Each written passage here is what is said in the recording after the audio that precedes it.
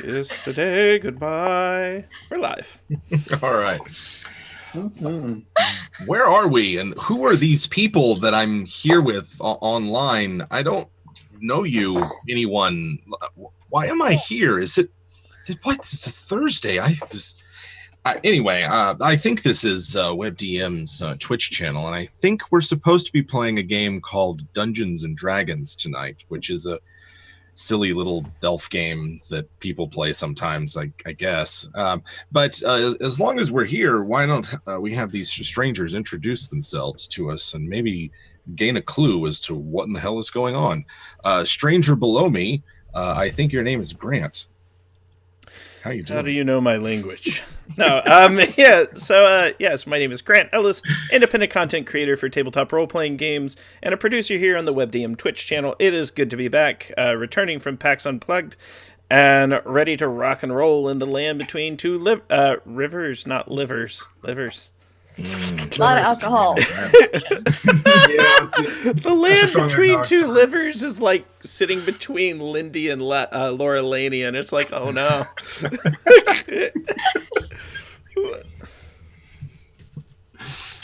Nice. There we go. Thank you, Grant. Thank you. Lindy, how are you doing? Hi, apparently I have a massive sized liver, which is true, and a fast metabolism, which helps. So yeah, I'm Lindy. I'll be playing Mer Valentine, who drinks less than Lindy does, but probably would handle it just as well. That infernal constitution, I imagine it just burns off real quick. But I'm super excited, ready to be back. I'm a little out of it due to headache, migraine all day, so I really hope there's not too much mind fuckery that Mer has to do, because it's my mind that's going to be getting fucked if so. Ready to play. Excellent. And TK, how are you doing? It's me. It's TK. If you hear pitiful mewing from outside of my office door, that's my cat who I had to kick out because he unplugged my webcam not 5 minutes ago. It was really cool of him. He's also excited to be back. I'm excited to be back, ready to play Icky and defend my precious daughter and try not to let two bozos flood the earth. I'm real stressed, Jim. About what parts? Like, I mean, I've read your Twitter. It seems like you've been pretty stressed. Every part with the cat and the two bozos flooding the earth. And whoever this guy is that's like macking on my co-mom and macking on my daughter. Yeah. That all of that. Just all of it. All of it. Sounds stress. Like you need to work out some stress. Stress, Jim. All right. Anna, how are you doing this week? Hello. Speaking of stress, hello, it's me, Anna. Yeah, it's going, but I'm gonna be playing Ellie again. Your wonderful human barbarian. She's so wholesome. While eating pizza because starving. And yeah, I'm glad to be back with you guys. You guys are all wonderful, and I hope you've been well. And I missed you. We've been well. Yes, I missed you guys too. I've missed y'all too. Despite getting to see some of y'all at PAX, it's been too long since we've been. I love this blue look that you've got going on, Anna. This is awesome. Thanks. This is awesome.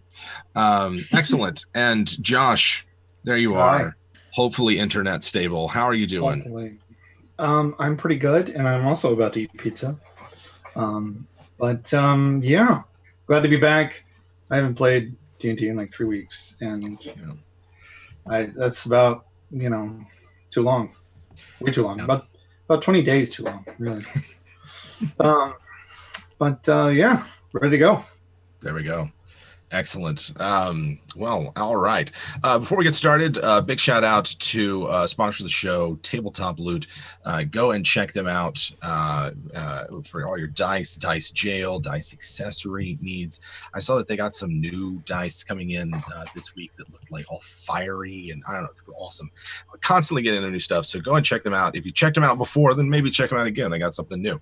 And if you happen to run into one of us at PAX and got some dice from us, of course, Tabletop Loot supplied those dice that you have in your hands right now. So check them out.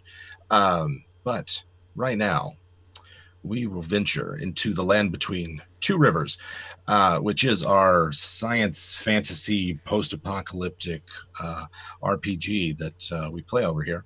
The last time, the party had escaped an ambush by gnolls, who attempted on made several attempts to attack the party and apprehend them for some nefarious purpose.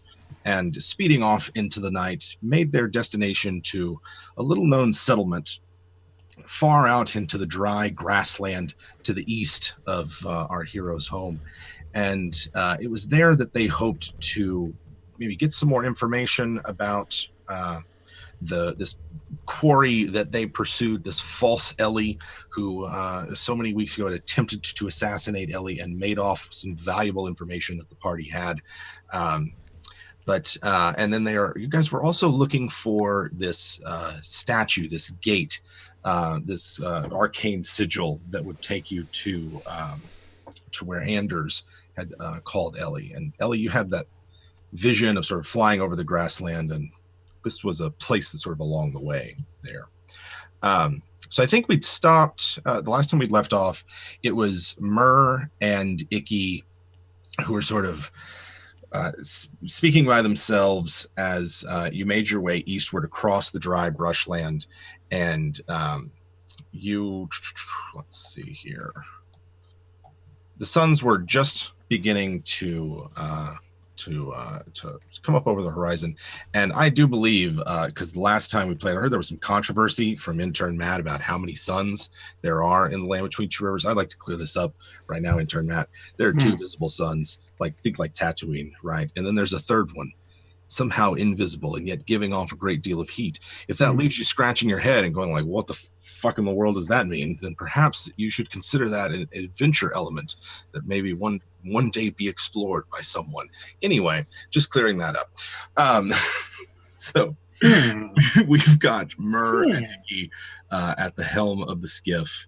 As the sun comes up, you can see that maybe about a mile or so to the south, there is a gigantic, and I mean like gigantic, creature of some sort, 200-300 feet tall, that seems paused or like frozen in its stride across the landscape. In this weird sort of half light, and at the distance you're at, it's difficult to tell much more. But, if you look at it for more than a minute or two or even less, you can tell that it's not moving at all. But it's just there, just to your south from where you're passing right now. Everyone else would have been waking up, or Baloo, you're probably just now. I'm ready to go to sleep. Do I see the thing? Because I probably think I'm dreaming. Yeah, as you fall asleep, you'd probably see it. Like a mountain, just in the distance. Does Ellie see this as well? If you're an early riser, sure.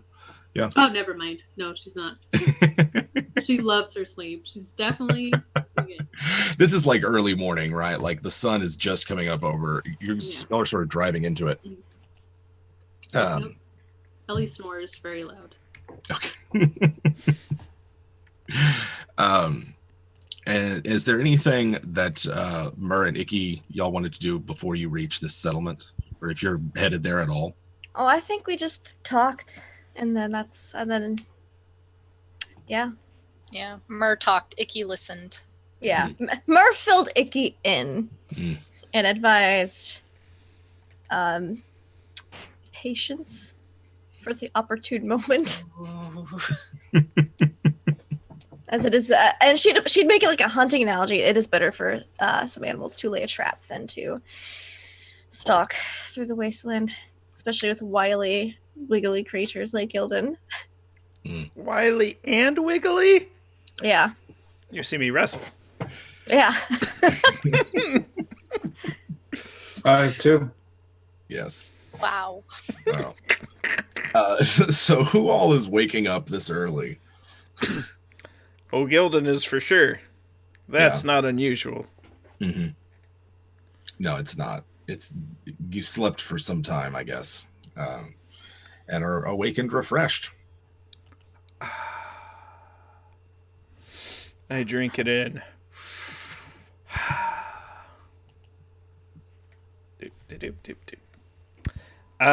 What's for breakfast, Chef Mur? Mur's driving. Guess Mur's driving now? Yeah, I drive during the daytime. Yeah. All right, during the day. You guys are speeding across a dry brushland. The occasional stabby looking tree, kind of like maybe this one, just sort of towering in the distance. Ahead of you is what looks to be like a patch of some sort of cacti, like a forest of them. But other than that, this you could easily skirt around that. You could go right through it. There's plenty of room for you. You haven't really seen anything living or really anything since you passed those campers right before sunrise. Okay. You'd say it's going to be another hour less than an hour before you get to where you're going. Okay. Yeah, I think she'd just take the path of least resistance. Okay. In that case, the air skiff travels over the dry brushland, and you approach this settlement, which, as you get closer to it, it looks as though it's like a trash wall of some kind, like just debris, some of it rotten wood and other sort of degradable materials, but some of it metal and scrap that's been piled high around here to create sort of an irregular O-shaped with what looks like a tunnel that goes underneath it towards the settlement beyond. Now, earlier this morning, you kind of got a better view of it, sort of looked down into it and saw that it's there's a settlement on the inside and then a gigantic crater or hole that sits at the middle of the settlement. Interesting. Mm-hmm. You can see other wastelanders lining up to like enter in and do something. Okay.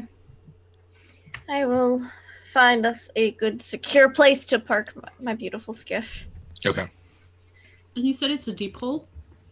It looked pretty deep. When y'all saw it, or rather really when Baloo saw it before he switched out with Mur, it looked pretty deep, and you saw that there were cranes or maybe winches. It was really difficult to see at that point, but silhouetted against the sky is what you saw. So it looks like it could be pretty deep. Okay. I think at this point, Ellie wakes up and kind of sees that. Am I dreaming? Is that... What is that? And she like wipes or rubs her eyes and kind of really blinks and tries to get a sense of what this thing is. Mm-hmm. It's a deep hole of some sort. Deep hole? What do you mean? We will investigate. I am finding a good place to park. Mm. So you're parking outside of the wall? Yeah. Okay.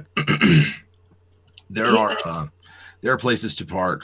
Give me a survival check to see how good behind the spot it is. Whoever wants to assist can. I will assist.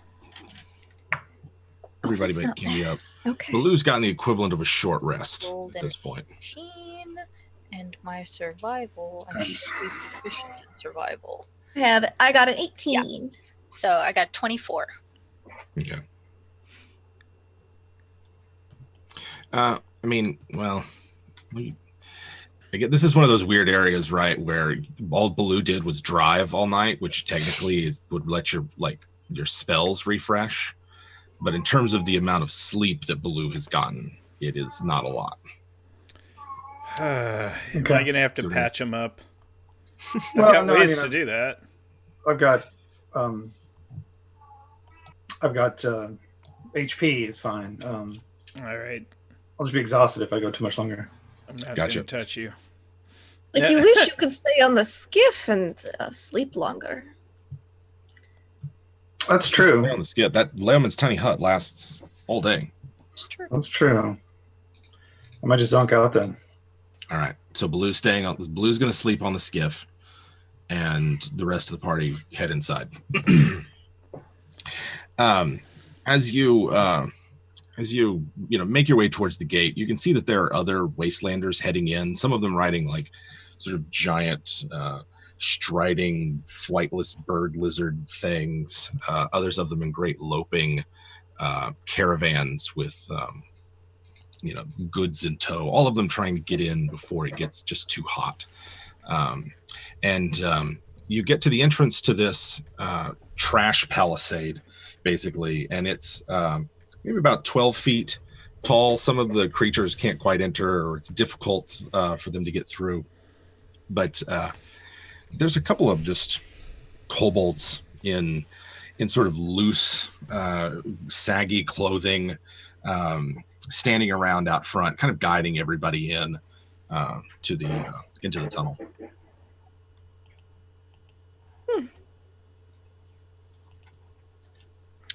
Mer will approach one of these guys that appear to be like ushers almost, I guess, just kind of directing people in. This is a weird hole. Greetings.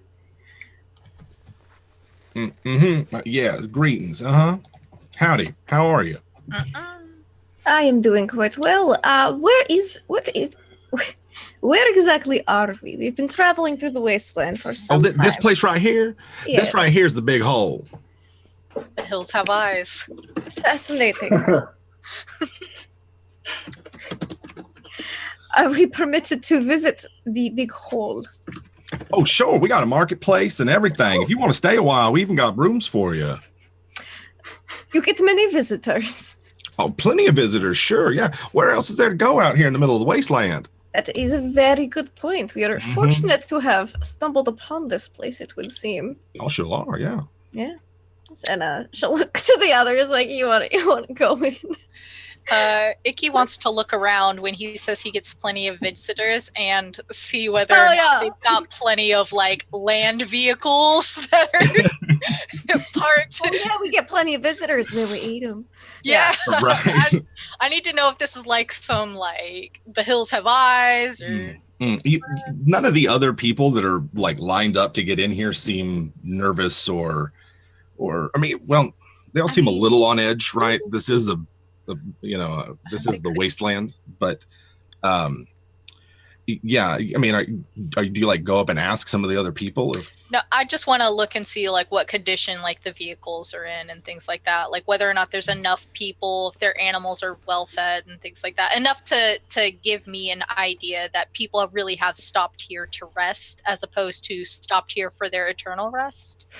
Gotcha. I mean, the kobolds look well fed, and some of the wastelanders do, but you don't really spawn any other vehicles. Like some people have, you see some people with like similar sorts of contraptions that you have, similar sorts of vehicles, but they're like how you found your air skiff originally. Like they're being towed by other creatures and sort of used as like a wagon that just floats. Okay.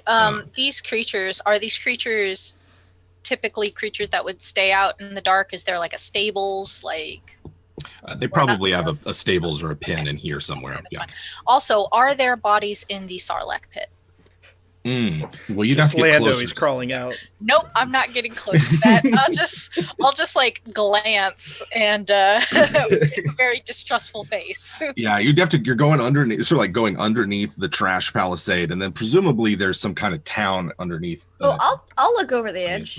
Mira's dimension door. She's not worried about far. Okay, so you've gone through the tunnel. You're in the yeah. If the group looks inclined to go through, she'll go. Icky's being cautious. All right. I don't want to get eaten by anything bigger than me. So I mean, that's reasonable. Gildan's going to go ahead and cast Arcane Eye, and essentially it's invisible, it's magical, and it kind of hovers around, and he's going to cast it out above the hole.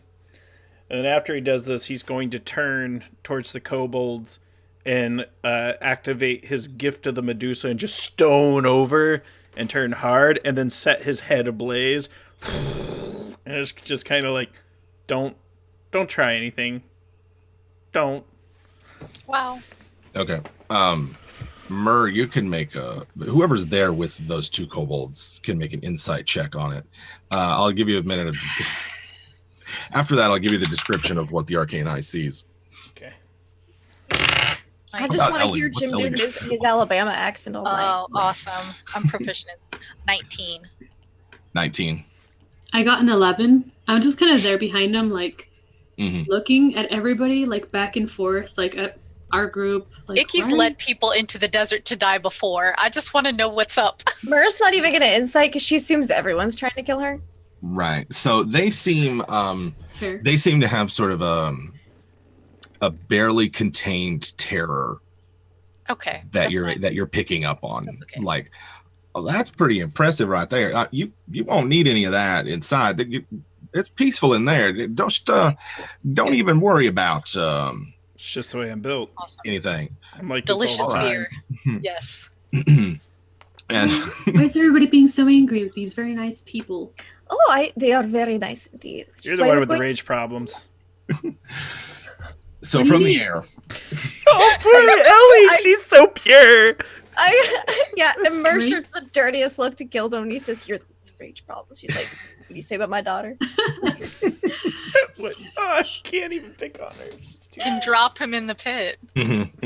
from the air, this Lower place me down. is at the center of it. There is in fact, a gigantic hole that looks fairly far across.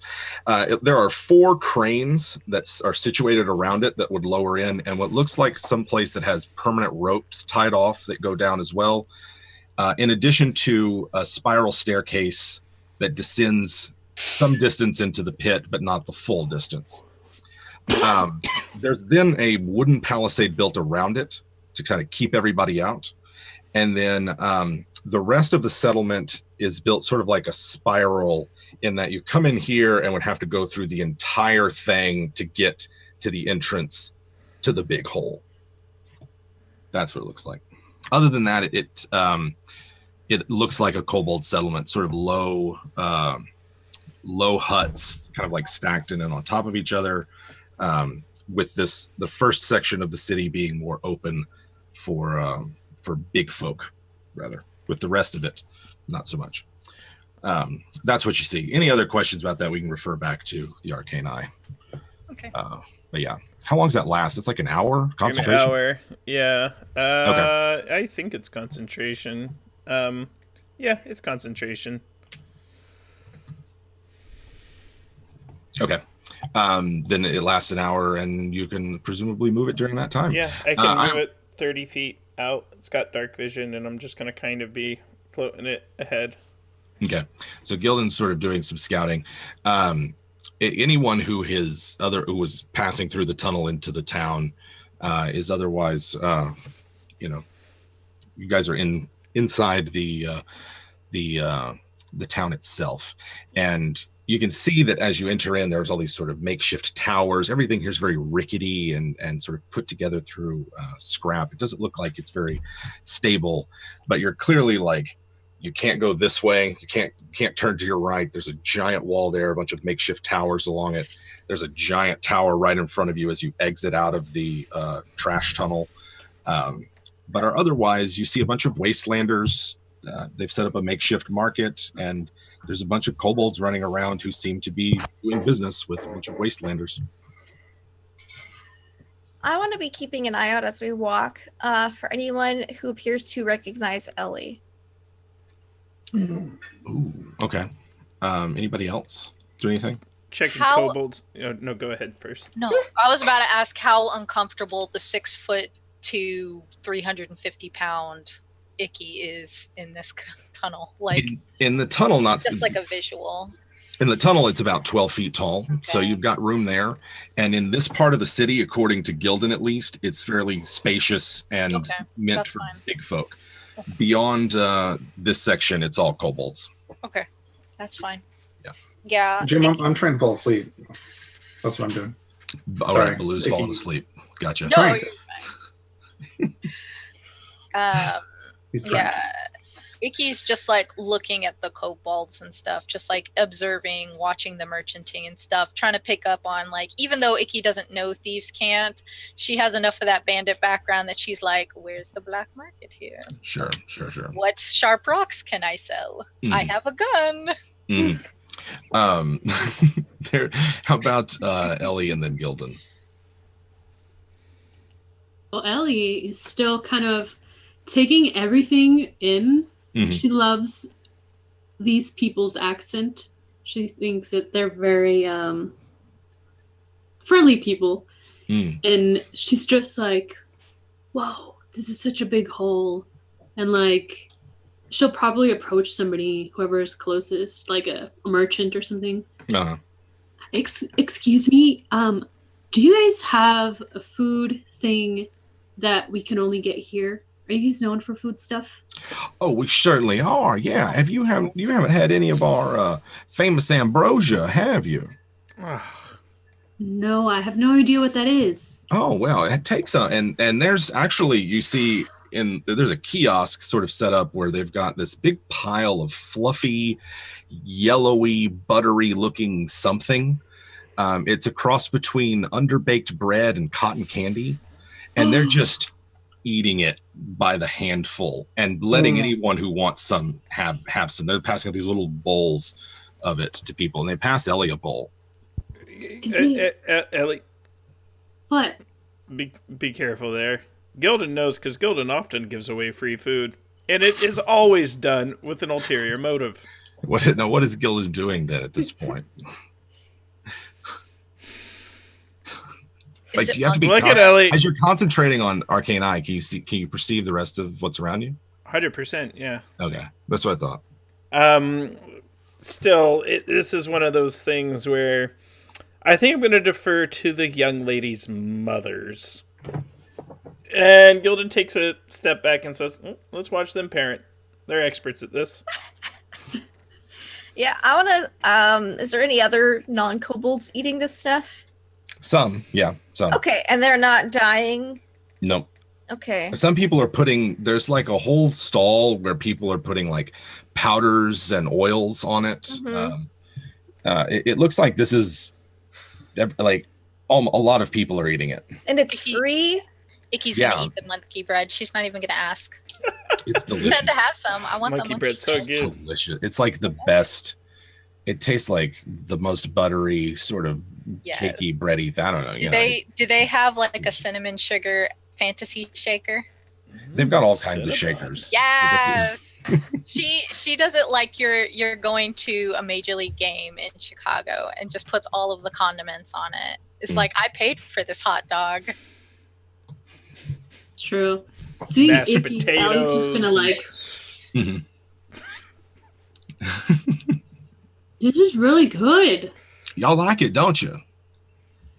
Are you sure it's free? And she just like, oh, sure. Yeah. We take it from the big hole. You're eating whole bread. There it is. There it is right there. Icky eats See bugs. Ellie eating it, and then they say they get it from the hole, and she pauses. He says that, and like his buddy next to him gives him a rib, like ribs and elbows him in the rib. What's that about? Why are you touching him? Icky eats a lot of strange things. What is a flavor that Icky would like attribute this the most to? Ooh. It's not meat. Okay, well, okay. But it's like delicious. A fungus, like a fungus would probably be the closest thing, yeah. Oh, cool. In terms of texture, yeah. Fluffer nutter. Icky chews a lot and like has to pull some of it out of her dentures to eat it, but it's fine. Like circus peanuts. This is a fascinating food source you have here. Is it grown as like farm? Well, we don't talk about it too much. You see, it's kept under close guard and everything. We just, as long as you're going to be here, we feel like we share it in hospitality and whatnot. Is all. It's just such an intriguing food substance. Oh well, I shouldn't have said anything. I'm terribly sorry, ma'am. I don't even know what to say about myself. I won't mention it again. She totally plans on investigating this invisible later. Like, but she'll take a little bit of it. And just slip it into her bags. But she wants to know what it is before she eats any of it. I'm pretty confident in my Constitution saving throw right now, so I'm not too worried, but I'm a little worried. I just want to see. No, there's nothing. It's fine. After a minute or two, nothing. You don't really feel like. I mean, you feel full if you eat a lot of it. Icky takes another handful. It's satisfying. He's been taking like a bunch of handfuls. Yes. Yeah. We make Axe Dreamer eat it too. I mean, he'll eat it. He's like, I guess I will. He I like shoves it in handed his one. face. Yeah. Yeah. Just like shoves it in. Oh, it's all in his beard. Oh. You got a little something right here. Yeah. He picks it out. It's how Icky shows affection. Force feeding. Food. So you guys have, I mean, there's like this whole market workshop area where it seems to be like the local artisans amongst this kobold colony are, share their wares and are basically like, they just seem like they're where they get you is they are supreme and superb hagglers, and they really want to fleece you for everything, but they're very nice about it and ply you with food the entire time. I'll ritually cast detect magic as we walk around to see if they have anything very interesting. Okay. Gildan's going to look for essentially what would look like a good soapbox spot, because it's about time that he does a little recruiting for the invincible army of his lady, the Medusa. Gotcha. What's your pitch?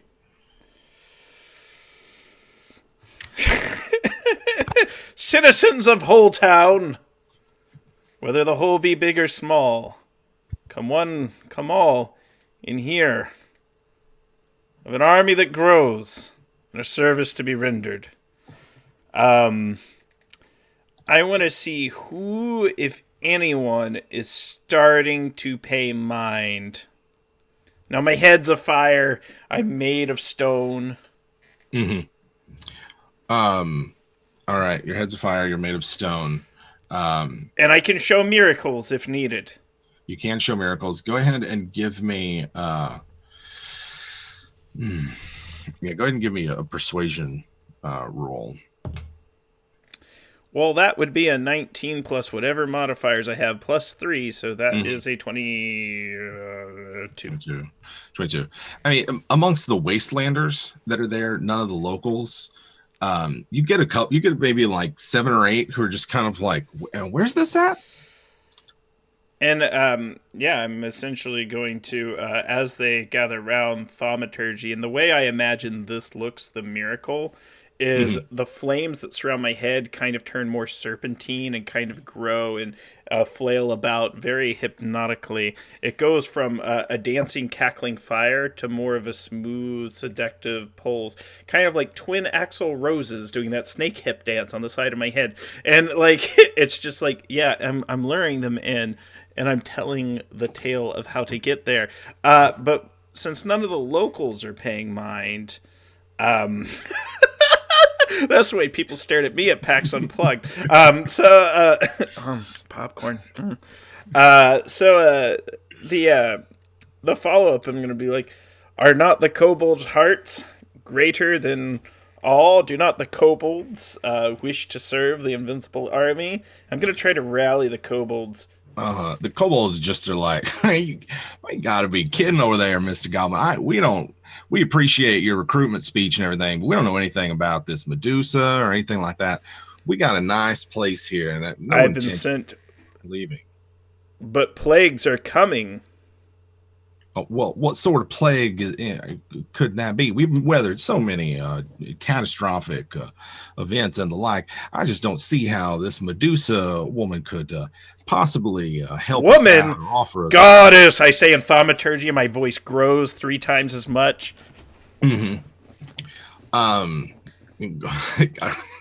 Have everybody present can make me more insight checks. As I do, some of y'all were also like scanning the crowd and everything as well. Oh yeah, I'm keeping an eye out for anyone who seems to recognize Ellie. Still 14. Perception. 14 for Ellie. 16. 16. I only got a 9. Hmm. Icky's trying to sell teeth dice. Right. So first off, after a bit, Mur notices that there are a lot of the kobolds who just kind of really sort of stare at Ellie in a way that most people sort of like, well, that's kind of, and then they kind of move on. You find kobolds just sort of like, kind of catching side glances and looking in Ellie's general direction. More like in like the it's a human kind of way, like we've seen before in Trade Town, more of like a she's back kind of way. It's not like, it's more scared than anything. Okay. And then there is, all right, my mind went blank real quick. Oh, Ellie. And then so Ellie, you can tell that the kobolds here are just way more scared of Gildan than you've seen like other wastelanders. Like you've seen Gildan put on his show before and like, but these seem particularly scared and also not very good at hiding it. Of Gildan. Right. Okay. I kind of sneak my way right next to somebody that's looking at Gildan like very frightened. Like, so while still eating this whole stuff. So why is everybody scared of him? You guys are all giving that weird look. Oh, scared? No, ma'am. Nothing like that. No scared over here. It's just quite a startling looking fella, isn't he, with his stone skin and his head on fire and everything. Seems all just kind of theatrical is all. I like look at him dead in the eyeballs and I kind of squint. Are you sure it's only that? Yes, nothing untoward or unseemly is happening here at all. This is a perfectly normal and gentle establishment for fine wastelanders. Can I insight check him? Yeah. Yes, you may. During all this, as Gildan's putting on his show, and some wastelanders are like, "Oh yeah, sure, army. They feed." Icky, you see stepping between two buildings, false Ellie. like Sasquatch, just for a second. Okay. Icky has been haggling specifically in Draconic the entire time. And when she sees false Ellie, like she'll kind of like her nostrils will flare a little bit because she gets like that familiar scent and she like sees her out of the corner of her eye. And I assume whenever Icky like turns her head to look more in that direction, false Ellie's already gone. Icky will try to kind of play it off a little bit more and just say something like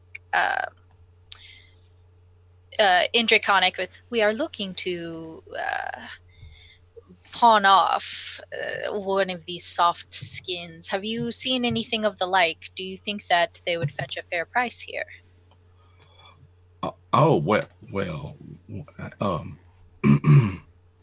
And he kind of gives a confused look, but his partner's somewhere else.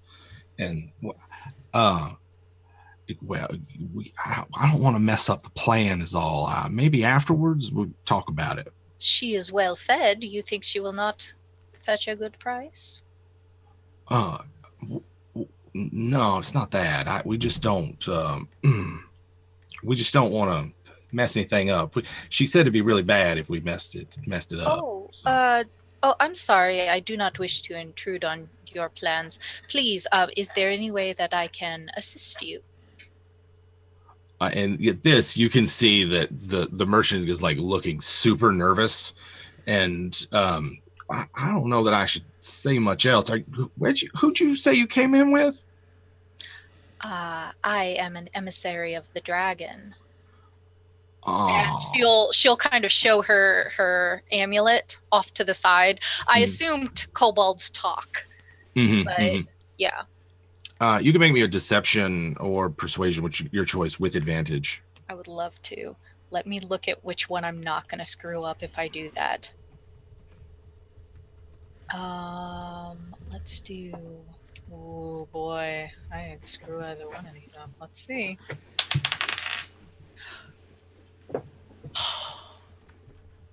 Rolled a 19, so it's an 18. Nice. Yeah. Oh, with the dragon, you say? Well, all right. Well, sorry, I didn't mean to blaspheme earlier. It's all right. I don't like to travel with an entourage. Oh, well, I wouldn't either if I were you.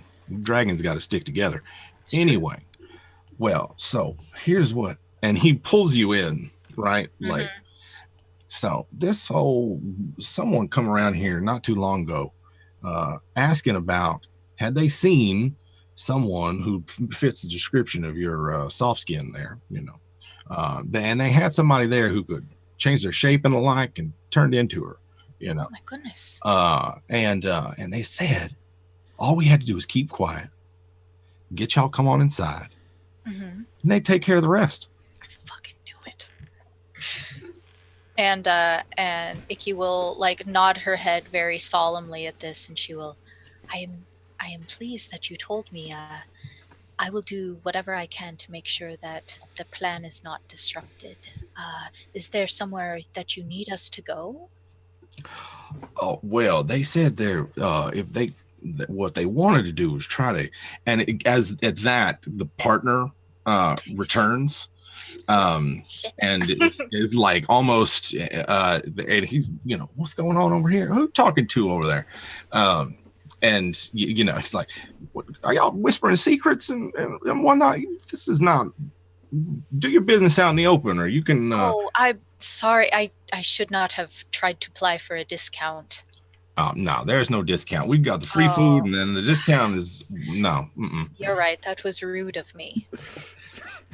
And Icky will like straighten back up and fine. 3 boxes of teeth dice.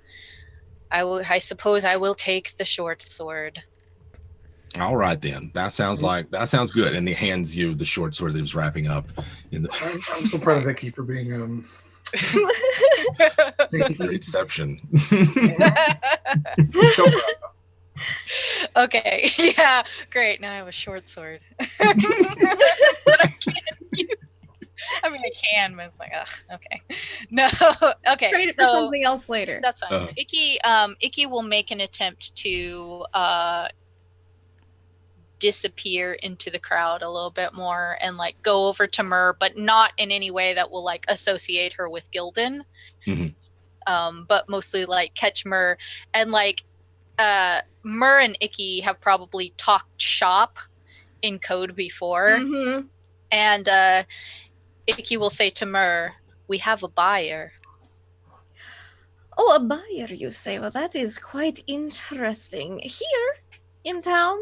Here in town. Right now.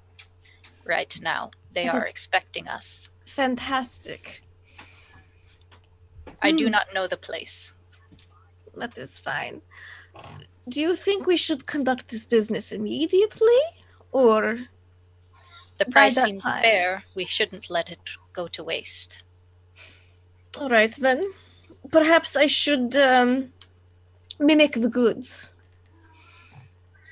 That is fair. I do not want us to be waylaid. They seem well-intentioned. Oh, I'm sure they did. You only pick the best buyers. It is true. And then they'll like break. break. Uh-huh. And if Axe Streamer is anywhere near that, he might be a little bit more nervous after hearing. yeah. Icky will walk past him and shove another like ambrosia into his face. So much already. It's so much better, Fluffy. The carbs are good for you. Feeling bloated. There's so Gildan's been preaching this entire time. Yes, evangelizing. I have, and recruiting. I'm explaining that a flood comes soon. Oh my god. They start laughing at that. Then now a flood. They Who really, is laughing? Are you in it real? Are you? What kind of asshole are you? Okay, who laughed? There was a tiefling that laughed. Okay. That doesn't surprise me. Yeah. So I look at the tiefling, and I approach them very calmly, and I look right in their eyes, if they will take my hands, so they might see the flood that comes soon. And they're like, I hold sure, them whatever, out. man. Like, come on. Enough All with right. I take their hands in mine, and I ask if I tell them first they must believe. Then I ask them if they believe or not, it's like, and they will know. Okay, they roll their eyes. I'm going to bestow curse. It's a wisdom save, DC 14. all right. This matters. No, I gotta roll the 3. Okay, so now here's exactly how this is going to work. So I get to choose a number of effects. The first thing that they're going to do is they are going to have they're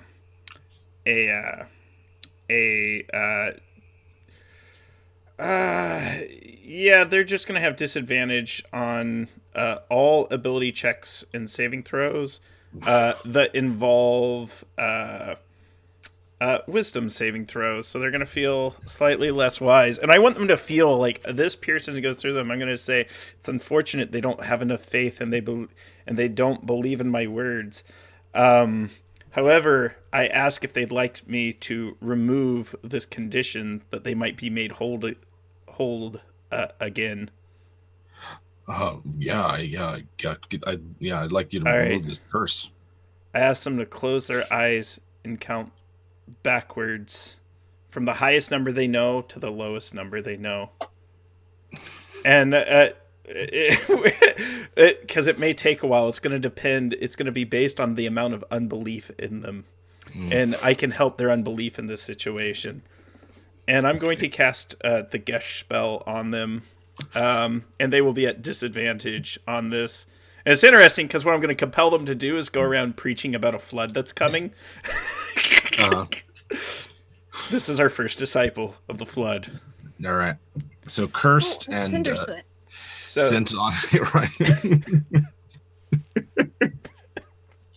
Yeah, is the tiefling like 13? Look, he don't believe you. He's a cynical bro. He's a cynic. So you've cursed him and laid. How long does the curse last? That curse is going to last for a minute. It takes me a minute to cast my spell, which is why I did it. Okay. I could always cast it at a slightly higher level and get it for even longer, up to 10 minutes. Okay, but just long enough to lay the yeah. All right, sweet. He goes around and in front of his next 30 days, does his preaching about the flood. And what I want him to Everybody's do impressed. is They're like, holy shit! Like, what I'm also going to do is I would like to anoint him, and I'd also like to do a ceremony on him, where essentially, should he choose to, he is now dedicated to this service. It's just a simple ceremony spell, but I want him to commit to the religion of Gildo Balden. That's the name of our faith now. The Church of Gildo Balden. Gildo Balden. All right.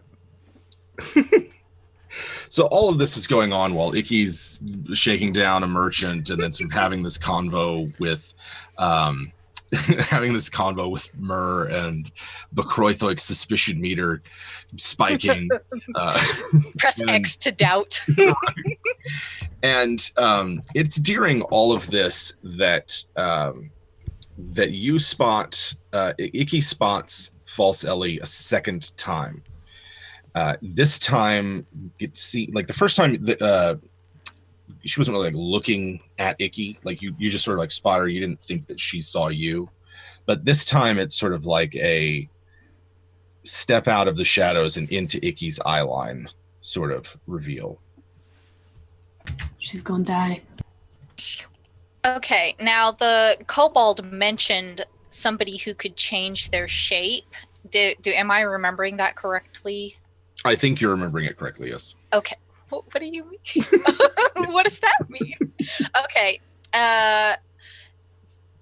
Can Icky ascertain whether or not Ellie could be like from that place to that place? Because Icky was like not super far away from Myrrh when she was haggling with the merchant. So if she saw false Ellie over here and is now seeing false Ellie over here, can Icky figure out whether or not like this might be a case of two people with the same face, or if this is like a similar person? I'm asking mostly distance and what Icky can guess about the layout.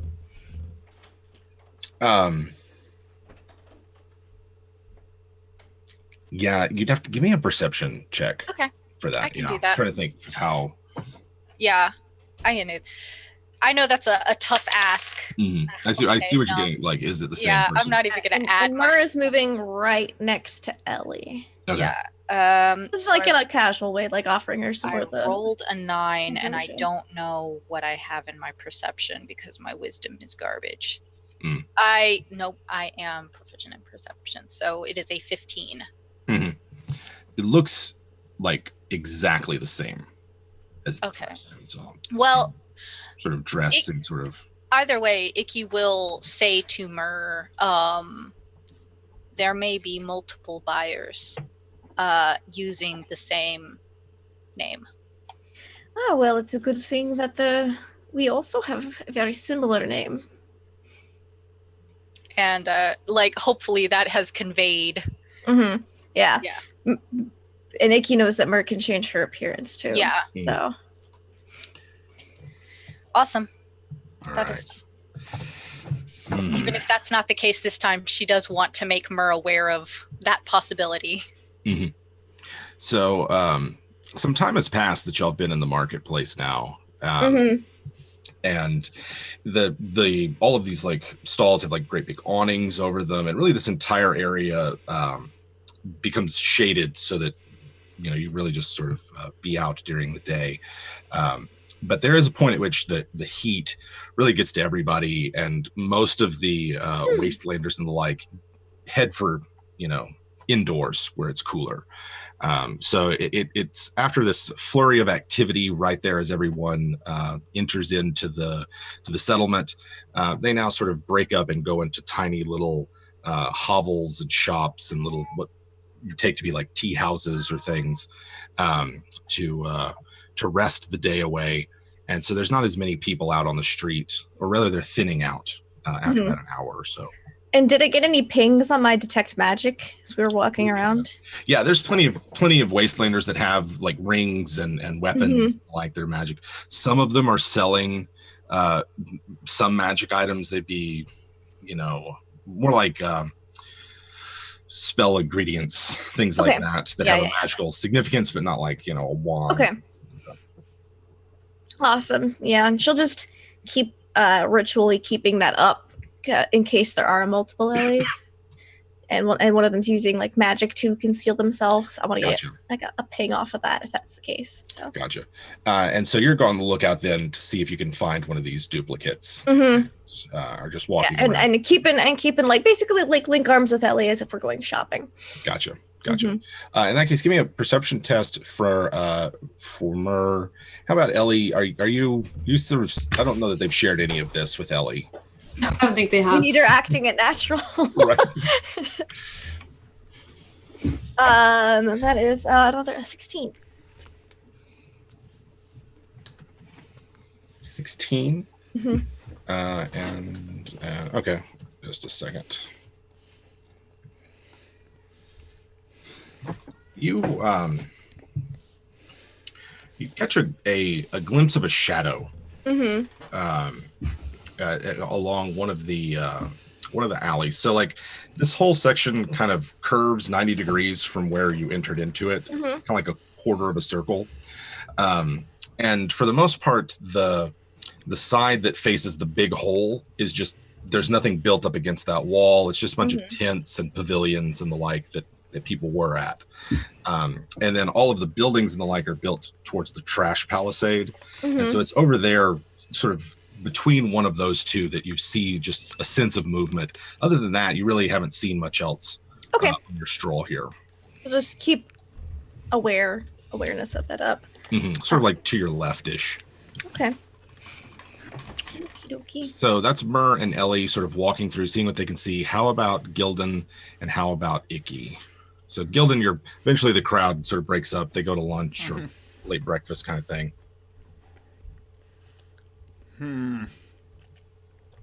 I want to get to the bottom of these shenanigans. I still have an eyeball floating around.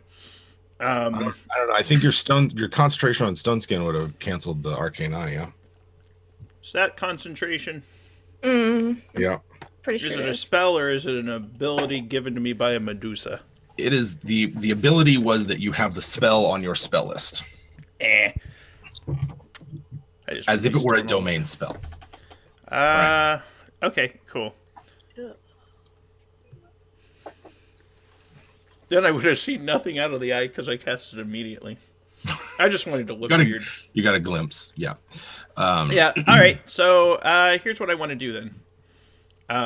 Unless I did it in the reverse order because I can't remember. All right, so here's what I'd like to do. I'm going to start looking for, I don't want to say looking for a fight.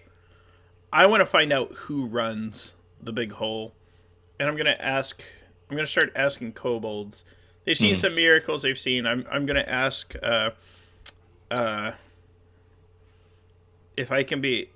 what it would take to gain audience with the sovereign power of the big hole. Oh, you're looking for old Swobold then. Excuse me? You're looking for Swobold, the big kobold. Yeah. He's big. Yeah. Like big, point over, kind of like icky. More broad than icky, but still big. About that tall. It takes a big kobold to run the big hole. I believe it. But he's not seen anybody today. There's no audience or anything like that. Now, I mean, if you were to become a distinguished and honored guest, you'd meet the Swobold right away, though. I am a prophet, and I must warn Swobold about the coming plagues. Oh, I heard all about those plagues. I mean, word will get back to him, Mr. Prophet Man. There's no rush on that, I don't think. There is always a rush on that, and I think you're treating sacred things in a trivial nature. Oh, well, I would never do anything of that nature, particularly because I don't like to offend people or otherwise. I'm already offended. Oh, and I'm just, yeah. Please, I'm not aggressive and don't wish any sort of confrontation with you at all. Then you will take me to see Swobold. Well, I can't do that. I don't even know him personally. I just know of him. I'd see him on the platform. Well, you'd have to talk to one of the people that live in the very important part of town. Can you take me there? I'm not allowed past the second gate myself, but I can recommend you to the guard if that's what you really want. Let's do so. It's what I really want. He sort of like takes you out into the street and walks you to this inner gate past, that separates the visitors area from I guess where the rest of the town is. And there's a talk. Do you speak Draconic? Not at all. Nah, they talk, in their funny little accents that they have, and then they take you into the second section of the city. Ellie and Mur would see this. Gildan sort of like pops out of a side street and with a kobold and is heading towards the sort of inner gate. Start playing Jawa's Sandcrawler music. This ends poorly. And I don't even know where Icky's at right now. Icky's with Axe Dreamer. Okay, Axe Dreamer is they're okay. We're a team right now. Oh, that sounds fine. Of course it does. Mm-hmm. Where do you think Gildan's going? If I had to guess, based on previous encounters with Gildan in towns, probably to speak to whoever's in charge. He does seem to like people in charge. He definitely does, to a certain extent. They have too much authority. He doesn't like speaking with them. But if they have just enough that he believes they can be manipulated, then he loves to talk to them all day long. I wonder if it was like a childhood thing that he just like likes people that have authority.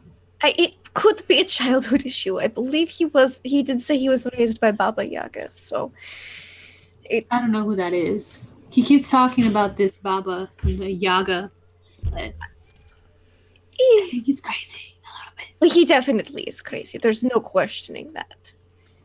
But he's still very nice. Sometimes. Occasionally.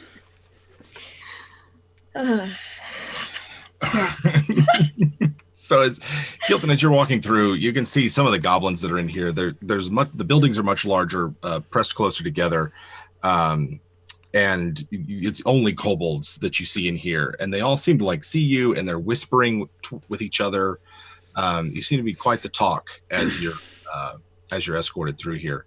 Now, the inner gate is shut. Gildan goes through. There's the rest of you there, and really the place seems kind of deserted at this point. Curious as to what y'all's reaction to Gildan going through the door is. And yeah, so let's see for Icky, Ellie, and Myrrh. Should we follow him? In Icky's mind, Gildan is at the same level as Rix. Like they are now at that same like, and so Icky's kind of like, if he does not die, if he does die, it is the same to me. But Icky also knows that she owes Gildan for saving Ellie that one time. So,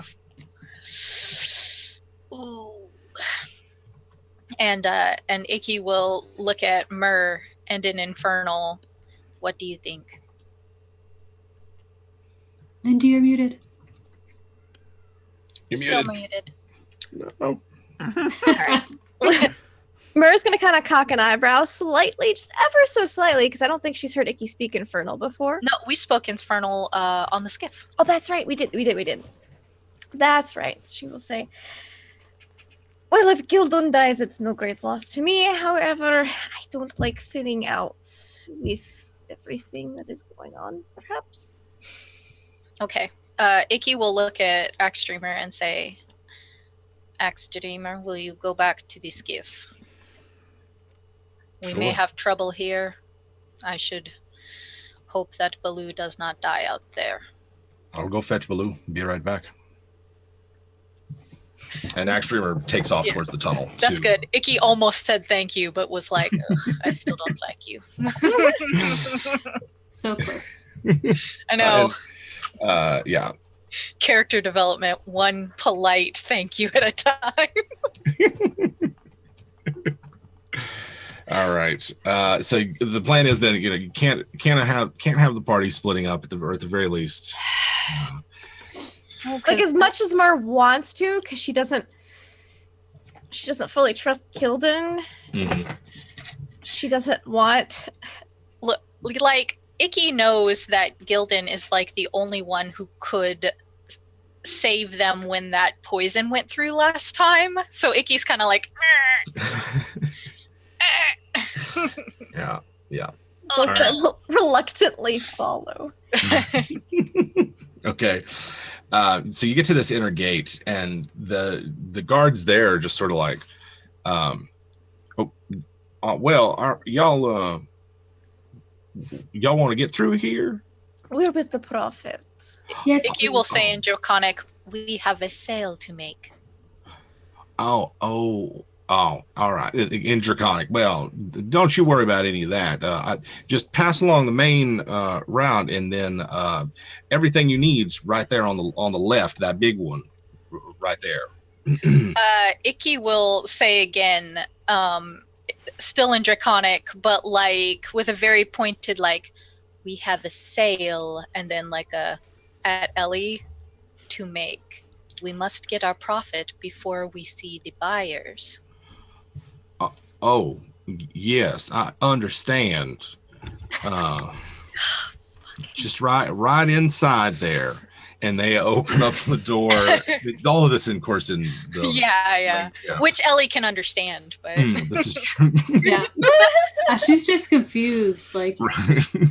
Poor babe. I'm sending a sending spell to my disciple, and telling him to come to me, come be with me.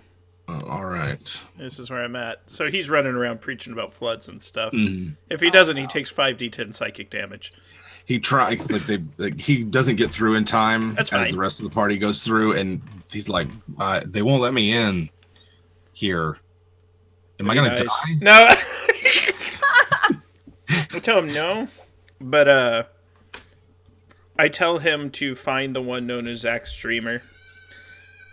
All right. Okay, I can do And that. stay with him. All right. And he goes off and does that. So everybody's I'm passed just gonna wake up with that Axe streamer coming in and some tiefling rando following.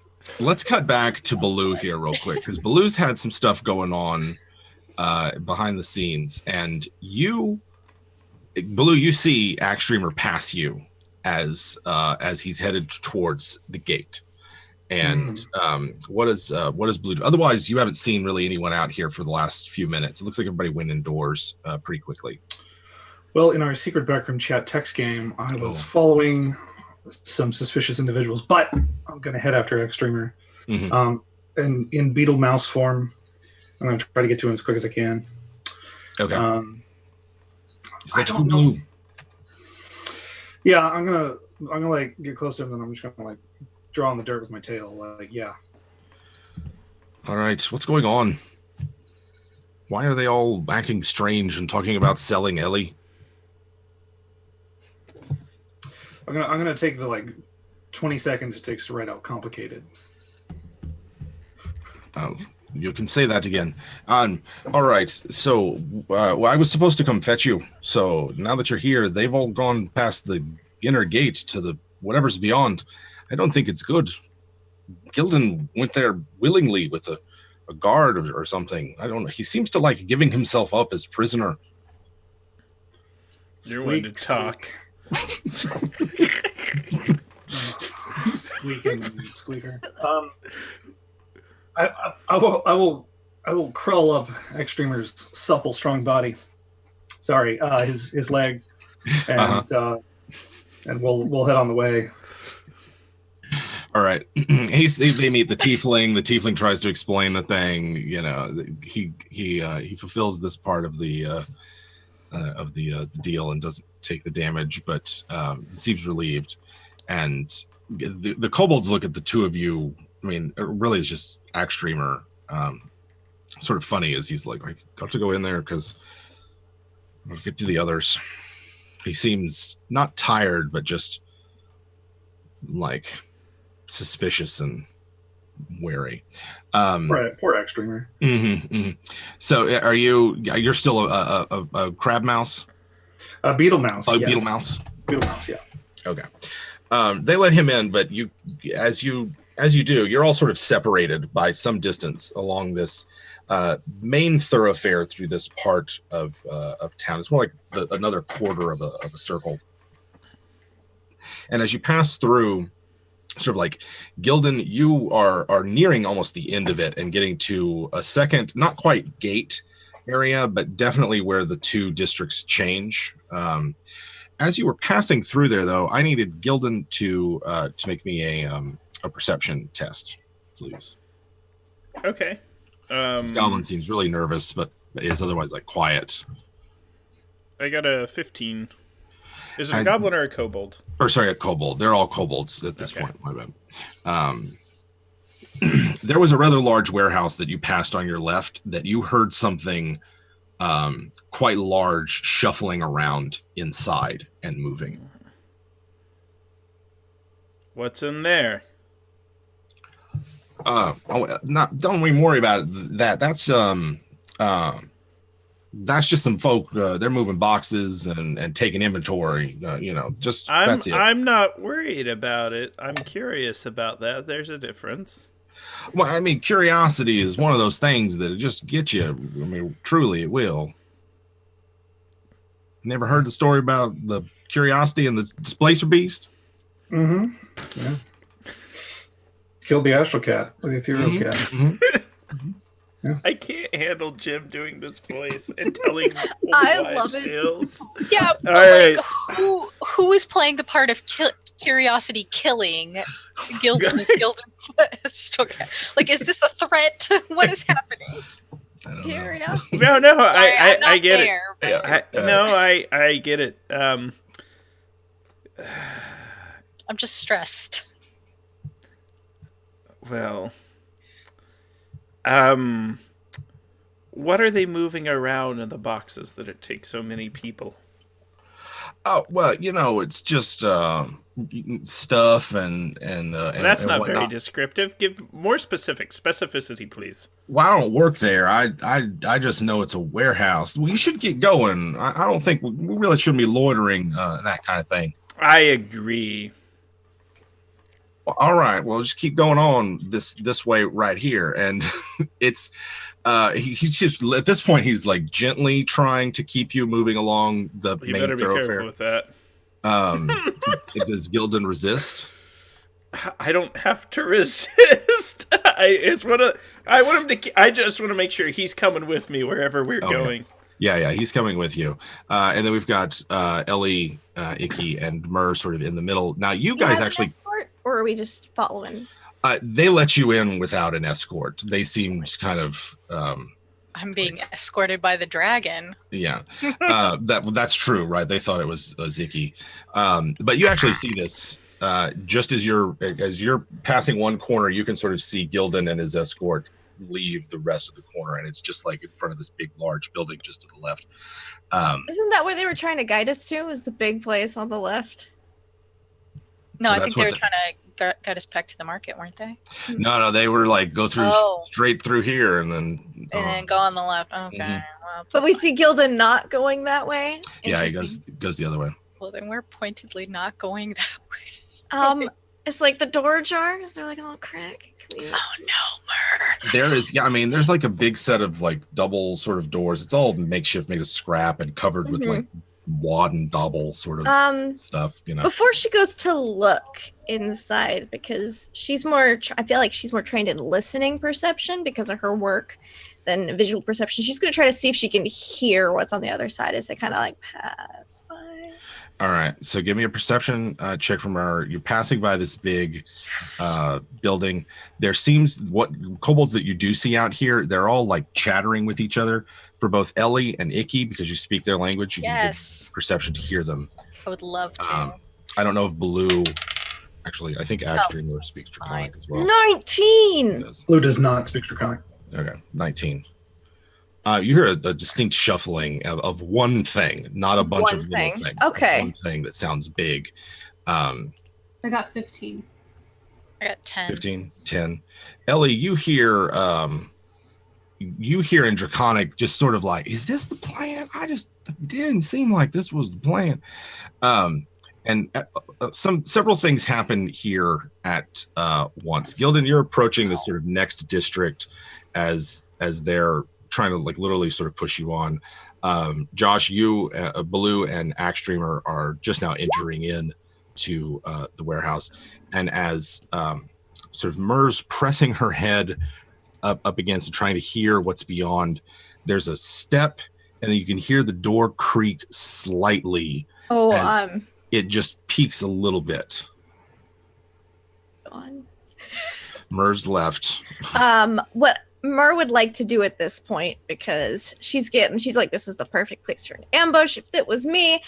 Is there any like a nook nearby, like on the side, like an alley or anything at this place? There are plenty of alleyways. Okay, she wants to just grab Ellie into the alley and do cast invisibility on Ellie and disguise self on herself and make her look exactly like Ellie did a second ago. Okay. All right. How about Icky then? Because you see Mur do this. How about Icky? Icky's still got a short sword in her hand, so she's just gonna like kind of hold it like it was an item that she just purchased from the market. Mm-hmm. And as soon as Mur transforms into Ellie, she will loop her arm around Mur's arm. Mm-hmm. Okay. And I'll whisper to Ellie, I'm like, Corsica is in this city. I'm going to be disguised as you. This is our chance to kill her. Please hold on to either myself or Icky while invisible so we know you are here. And then link arms with Icky as Ellie. Okay. Ellie just nods. Like, what? Okay. We can't see you nodding, but yeah. Oh, yeah. Well, she wouldn't know that. The air Right. moves very enthusiastic. You look and you're like, oh, I'm invisible. Mm-hmm. During that time, the door to that warehouse opens up just a little bit more. Y'all are sort of on the other side of it. You'd moved past it. Baloo, you can give me a perception test to see a bit more as you begin to pass it. But this is the last thing that happens as Ellie, Icky, and Mur disguised as Ellie invisible, walk around, and false Ellie steps out from an alleyway about 30 feet in front of you. Now, Baloo, what did you get for that? I got a 21 on my perception. You see the silhouette of some sort of what you take to be enormous froggish humanoid creature with deep blue skin. And that's about the time that False Ellie steps out from an alleyway.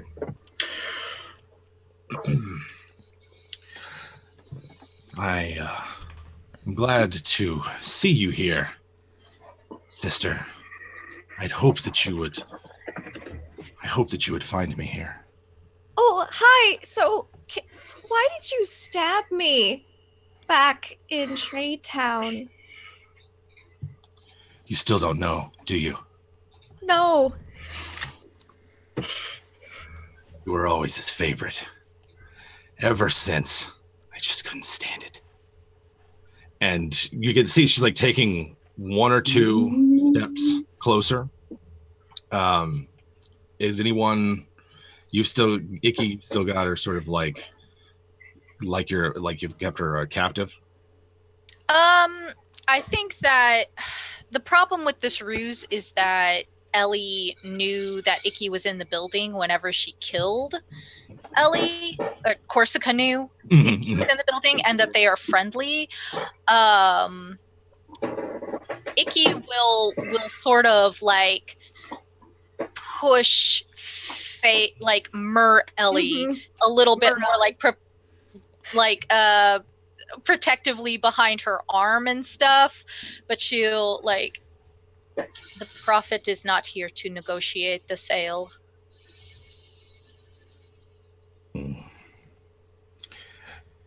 Give me an insight check. Oh, I'm preparing to cast both of a you spell. both of you can. Any of you can. Oh, nat 20! Nice. Oh, that one sounds good. A 7. I'm too busy like Ellie's accent.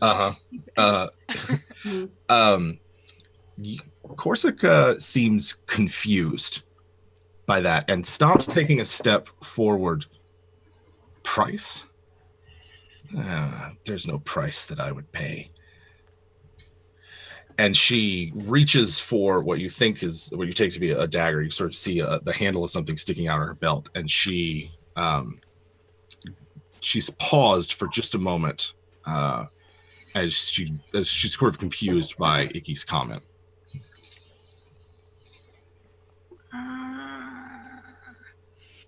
You can't see it, but Ellie's like freaking out. Just like, yeah. And like Baloo in her is head, all- like his favorite. Because this is weird to Icky, because unless Mur told Icky incorrectly the night before that Gildan had attempted to negotiate a sale, then Corsica should have knowledge of that and not look confused. Oh god, Icky's not good at deception either. So I think that it would register on Icky's face that like she Like, we're all confused here. yeah, Mhm. like I think it would let me look at my ideals real quick. You Yeah, can it would manage to confuse definitely everyone. Icky's not a good liar, and so it would definitely register on Icky's face that she has noticed Corsica's confusion and now senses something is off. All right, so here's what happens. A lot of things are going to happen at once, and I'd like to keep using the sort of cinematic initiative type system. So Corsica's false Ellie is really, you see her eyes start to change first, and they go from Corsica's, which looks remarkably like Ellie's eyes, to these deep yellow sort of things, and her voice begins to change. Just enough with this, and you see she begins to grow and change and sort of become gigantic as she reaches out her hand, and frost and shards of ice form in it as if to blast out. First off, I'm curious what y'all's immediate reaction is. Otherwise, this spell's about to go off. Baloo, you've seen what you've seen, and you can sort of hear this conversation as it's just up ahead of you. Gildan, you can sort of hear the conversation as well, somewhere behind you. And I'm curious what everybody's initial reactions is. How far away is it from me? Like, if I turn, do I see it happening? Yeah, you see it happening. It's probably about 40 feet away from you. Okay. Jeez. Sorry, guys. So It's okay. I'm going to point at a point in the air so that a plague of insects is going to swarm in this massive 20-foot sphere. Now, these are biting, killing locusts. This is like Gildan's outpunch. This is it will stay there for 10 minutes, and every round something's in it, it will do 4d10 points of damage to it. I'm trying to position it so it doesn't hit my people, but it catches that thing, and I'm hoping that maybe we can hold monster or hold the thing in there and just kind of break it down in the insects. This is the plague that the prophet had foretold. Okay, so Gildan started beginning to summon his plague. How about for Myrrh, Ellie, and Icky? So yeah, it's instant. Icky will immediately shapeshifter and then tap into her amulet's power to become partially draconic. So she'll be that's an action, so she'll be ready to attack after. Okay. I have to up my AC to 17 with that. Okay. And then for how about for Ellie? Well, she's even more confused right now. Because it's not her sister. It's my sister? Is my sister the super weird monster? Like, what? First, I thought I was going to the foster home. I know. My parents were going to give me up. No, Yeah. my sister's not real. So many emotions. So many. But as soon as I see this thing, like, do the little ice things, she's gonna take out her great axe and, like, get really mad. This, like, rush of anger is, like, there to protect her moms. And she takes out her great axe and she's, like, ready to, like, maybe chop some hands. I'm gonna wreck it. Catch these hands. Mhm. We'll Ready to see. eat for everybody. All right. So you come out. You're still invisible. So if you're like raging and attacking, then it doesn't see you. Doesn't see you coming. Perfect. So Jim, that's going to be 24 plus 9 because I'm using Fury of the Small, where it's just kind of like, oh no, you don't. So I guess that's 33 points of biting locust damage. And that sphere has obscured the creature's vision, and it is now in difficult terrain. Sweet. And then every time it starts its turn there, it has to make a save again when it starts its turn, and it will go through this damage process once more. Nice.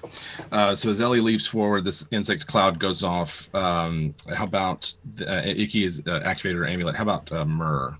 All right. So, what type of creature does this look like? Is it demonic? Is it reptilian? Is it kind of? It's humanoid, but enormous. You would probably take it to me to be like a wasteland spirit of some kind. Okay. One of And it has it out for us, which has her confused because she's like, I thought only like had it out for us. Okay. And it appears to be casting spells. She's gonna cast silence on it, so it can't do that. Okay.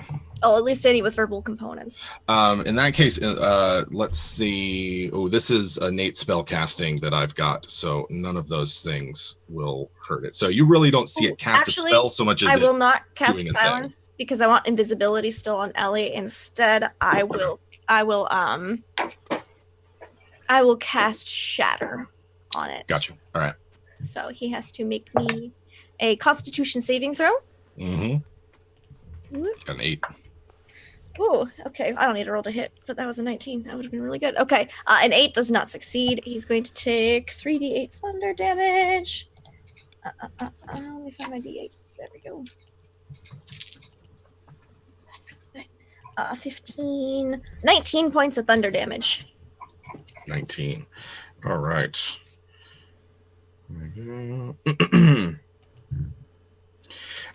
So sort of like reels from this attack as all of this is sort of happening at once, sort of. Ellie, did you go ahead and did you roll your attack to hit it? No, I did not. Okay. That is I haven't D&D'd in so long. 18. That's 26 to hit. That hits. Ouch. And with my super kawaii greatsword. And that's 12. And I get to hit again. That is a 16. Does a 16 hit? 16 hits. Okay, perfect. And that's another 12 damage. All right. And is there any way that I can frenzy? I thought you did. I thought like whenever you raged, you could just choose to frenzy or not. Oh. Never mind then. Because I already have 2 attacks like now, but it says when raging you can choose to frenzy. Yeah, it doesn't cost an action or anything, so it's like whatever action it would take for your rage, you can just say like, well, this time I just want regular rage, or this time I wanted like frenzied rage. Okay, can I add frenzy rage so I can get an extra attack on it? Sure. Yep. Awesome. That is an 18. Yeah, that's good. And that's a 7 damage. 7 damage. Yeah. All right. This thing sort of howls in rage as everybody sort of attacks at once, and I need everyone, or rather, I need Ellie, Icky, and Myrrh to make me DC 13 dexterity saves. Oh, good. Y'all are jumping in, and it's blasting you with this blast of cold as well. In fact, it seems several shards and splinters and icicles land kind of near where Blue and Axtreamer are at as well. But while this is happening, the door to the warehouse is thrown open, and this enormous frog demon thing jumps out. Right next to us? Right next to Axtreamer? Yeah, near Axtreamer. Jim, so who hurt you? No one did. No one. Definitely wasn't me at PAX this weekend. Why are you like this? I mean, like, you guys are 9th level. I feel like that you guys can take this. Maybe, yeah. We'll be okay. Yeah. Wait till I hit 10 and I can finally pick up Counterspell. Oh my gosh. I'm so excited for you to pick up Counterspell. So. I got a 17. 17. That passes. And then, who about Myrrh and total damage? I got a dirty 20. I'm great at games. Sorry, 23. 23. All right, so everybody passed. So total damage was 44. Okay. So 22. for passing. By half that because I'm raging. Yes. So Well, maybe you're not totem, are you? Oh yeah, this is cold. I thought some of it might be bludgeoning. No, this is all cold damage. Okay. So it is 22. So it's 22. Yep. We had healed and everything, right? Oh yeah, you guys were healed up and everything from the last time. It'll All be right. okay. So that goes off. And one last thing. So Baloo, this thing jumps out. Are you what's your first sort of reaction that you're doing? So to clarify, am I within sight of this other creature and the kind of like mutual surprise that's going on over there? Sure. How far away am I from that? You are greater than 60 feet because you are not within the cone of cold. That's fine. So you're like 65 feet away. But like, okay, so I'm like ratatouilleing, act streamer from up top, ready to do some other stuff. But then this thing opens up, comes out. Do I know what this thing is? No. There's a lot of scary stuff out there. Monster. Yeah, this could be an actual person. His name could be Dave. Uh-huh. I'm going to. The ground is. This is soft ground, right? Not dirt, not stone. It's like packed earth. Packed earth. Okay. Yeah. Okay. I think I'm just going to have to come out of little rat form. I wanted to bother him, and I'm thinking like Disney movie, it'd be funny, but no, I'm not going to do it. So yeah, the bonus action, I'm going to come out of my mouse form and.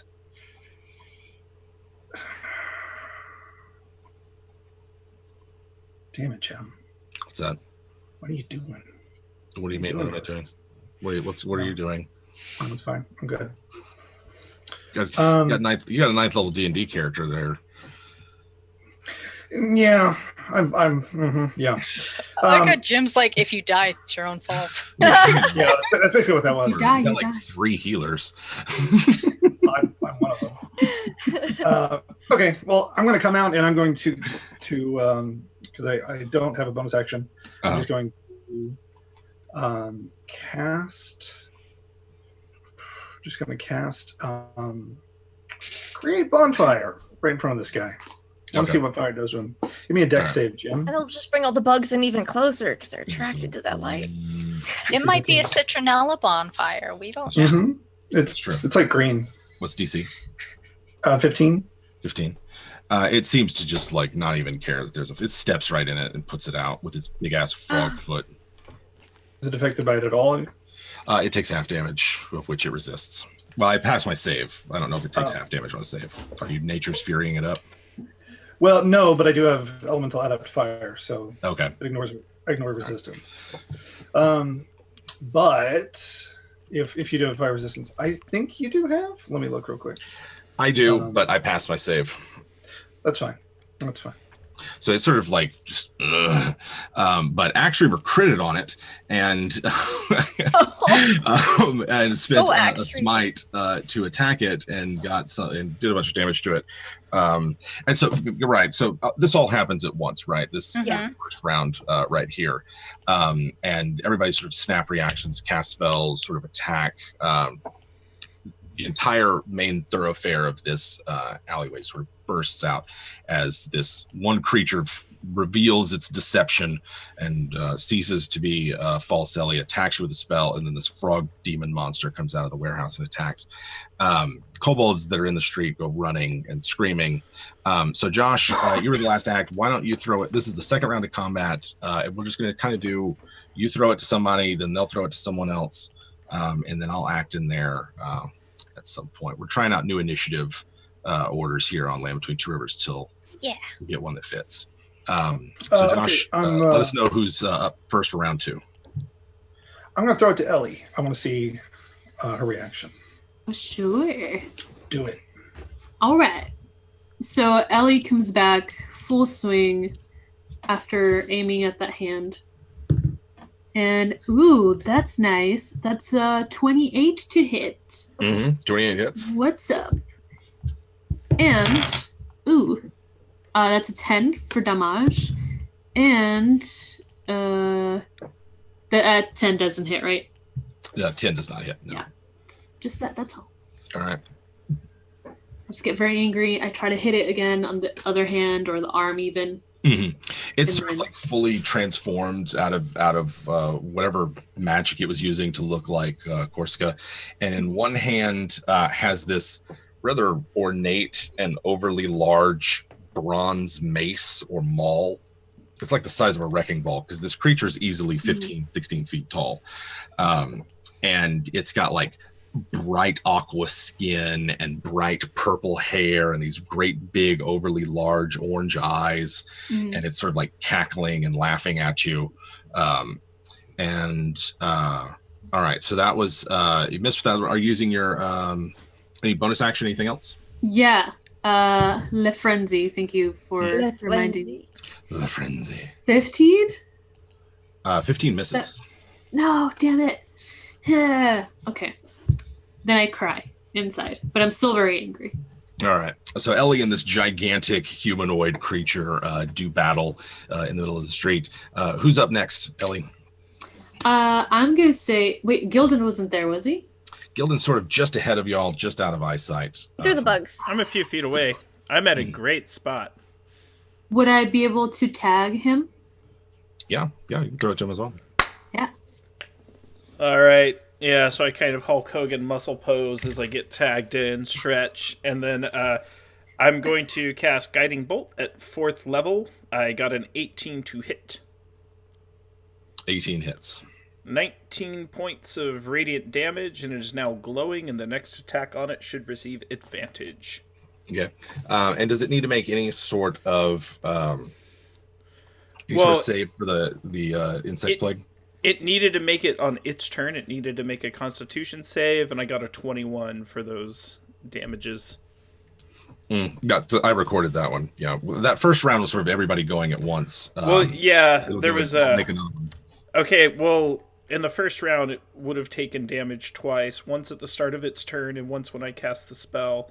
And I got a 24 and a 21. If we want to do it this time, let me... Yeah, go ahead and give me the damage so I can have it when it ends up acting. It will be 15 points of damage. Nice. All right. So you've lit this thing up with a guiding bolt. And it's already quite bruised and battered from this being like the sole creature that's been targeted. All right. So anything left for Gildan? This is when the army comes in to fight us afterwards. Yeah, it's just soaking up all of our slots and everything. It's just a simple slot. Jim Davis. No, that's it. Yeah, that's it. Oh, all right, I'll choose to try to hide as a bonus action. Okay. Try hiding as bonus action. I'm going to butt in and say that it goes right now as it's been hit, and it's sort of locked in mortal combat with Ellie. It is going to... All right. It takes this big old mace that it has and looks down at Ellie, just like... In sort of a broken, guttural wasteland comment. It's just like, it gets great reward for bringing your head in, and tries to smash it. I don't know if it's actually going to hit Ellie. First attack is going to be an 18 to hit Ellie. Yep, that hits. And the second one is only going to be a 12 to hit. Misses. All right. Ow.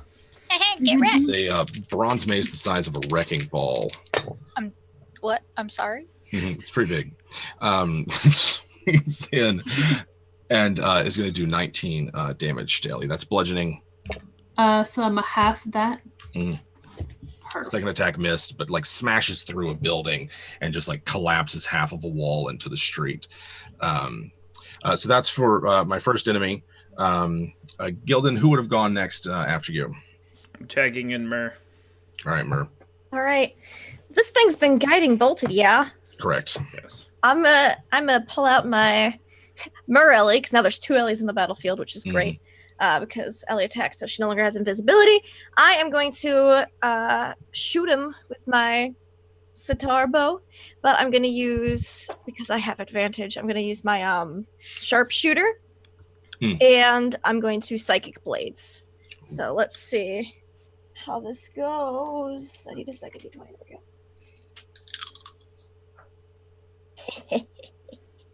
That is going to be a dirty 20 to hit. Does that hit him? Yes, that hits. Okay. This is a lot of damage. Hold up. Okay. Oh, God. All right. Well, then how many do I get for psychic blades? I get a lot of... Well, because it also took that damage from it being just its turn from the insect. Okay. So, That's love these sixes. Oh my God. Okay. 6, 6, 6, and 4. Plus 10. So, 18, 22, 32 points of psychic, and 18 points was psychic damage, and then the other points would be piercing. All right. Tell me how Myrrh brings down this gigantic wasteland spirit here, as it is taken like shatters and attacks from Barbarian, and is now hit with this psychic arrow attack. Well, I saw him hit my daughter with basically a wrecking ball, and Myrrh did not like that. Her eyes narrowed down. She calmly pulls out her sitar bow, which I imagine is kind of disguised like Ellie's axe right now, so it looks real weird pulling an arrow on it. And just kind of whispers with the psychic blades and infernal, "No one touches my daughter without her permission and lives to tell the tale." And it shoots right between the eyes, his freaky, bulbous eyes. Nice. It sort of like drops back, twitching as the psychic energy courses through it. Currently, there is a giant blue frog demon thing fighting Kroithwig and a transformed Baloo. Yeah. But Myrrh, whose turn is it next? I will turn towards it.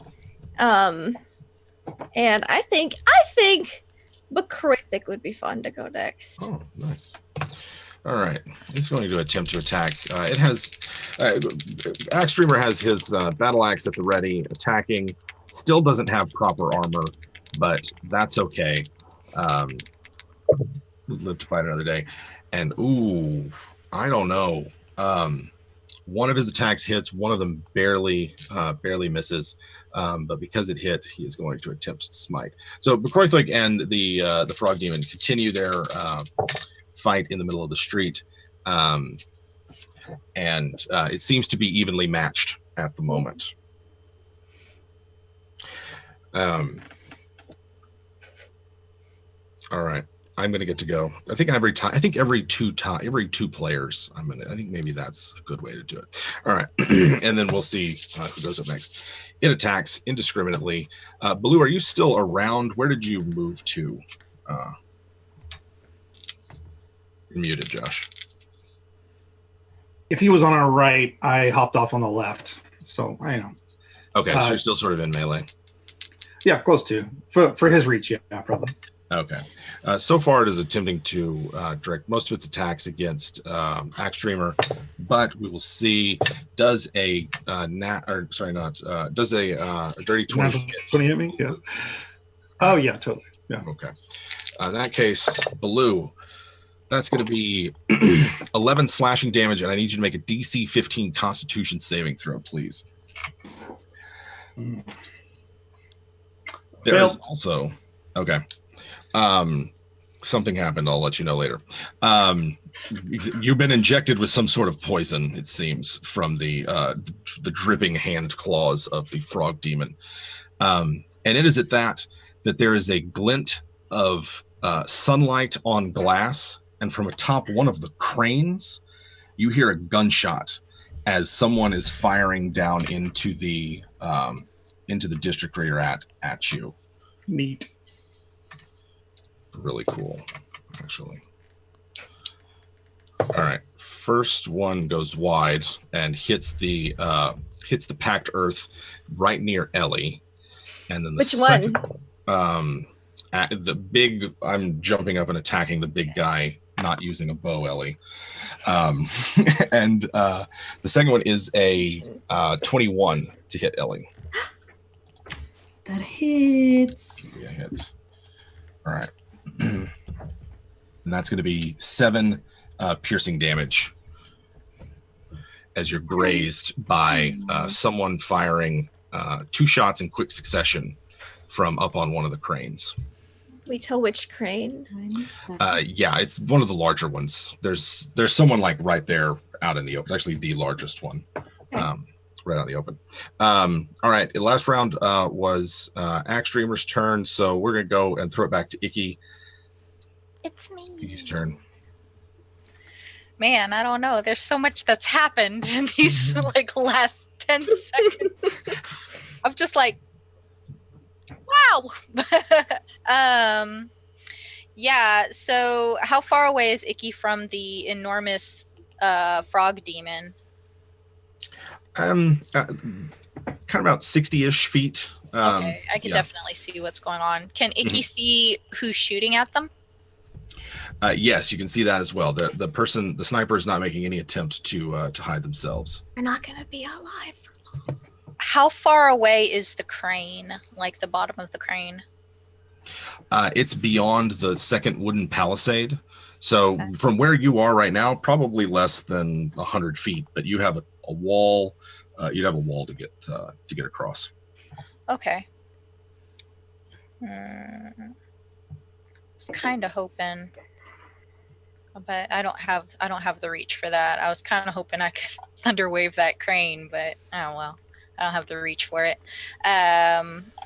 Okay, so then Icky's gonna go ahead and thunderwave the frog demon. All right. I need to make me con save. All right. Here we go. Oof, I can't. Oh, all right. Yes, I passed the save. Fine. I hope you're happy. Well, I got a 26. I'm not happy.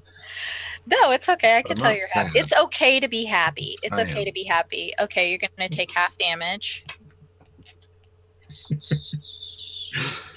Where's my D8? There. Oh, no. So you're going to take half of 14, so 7. All right.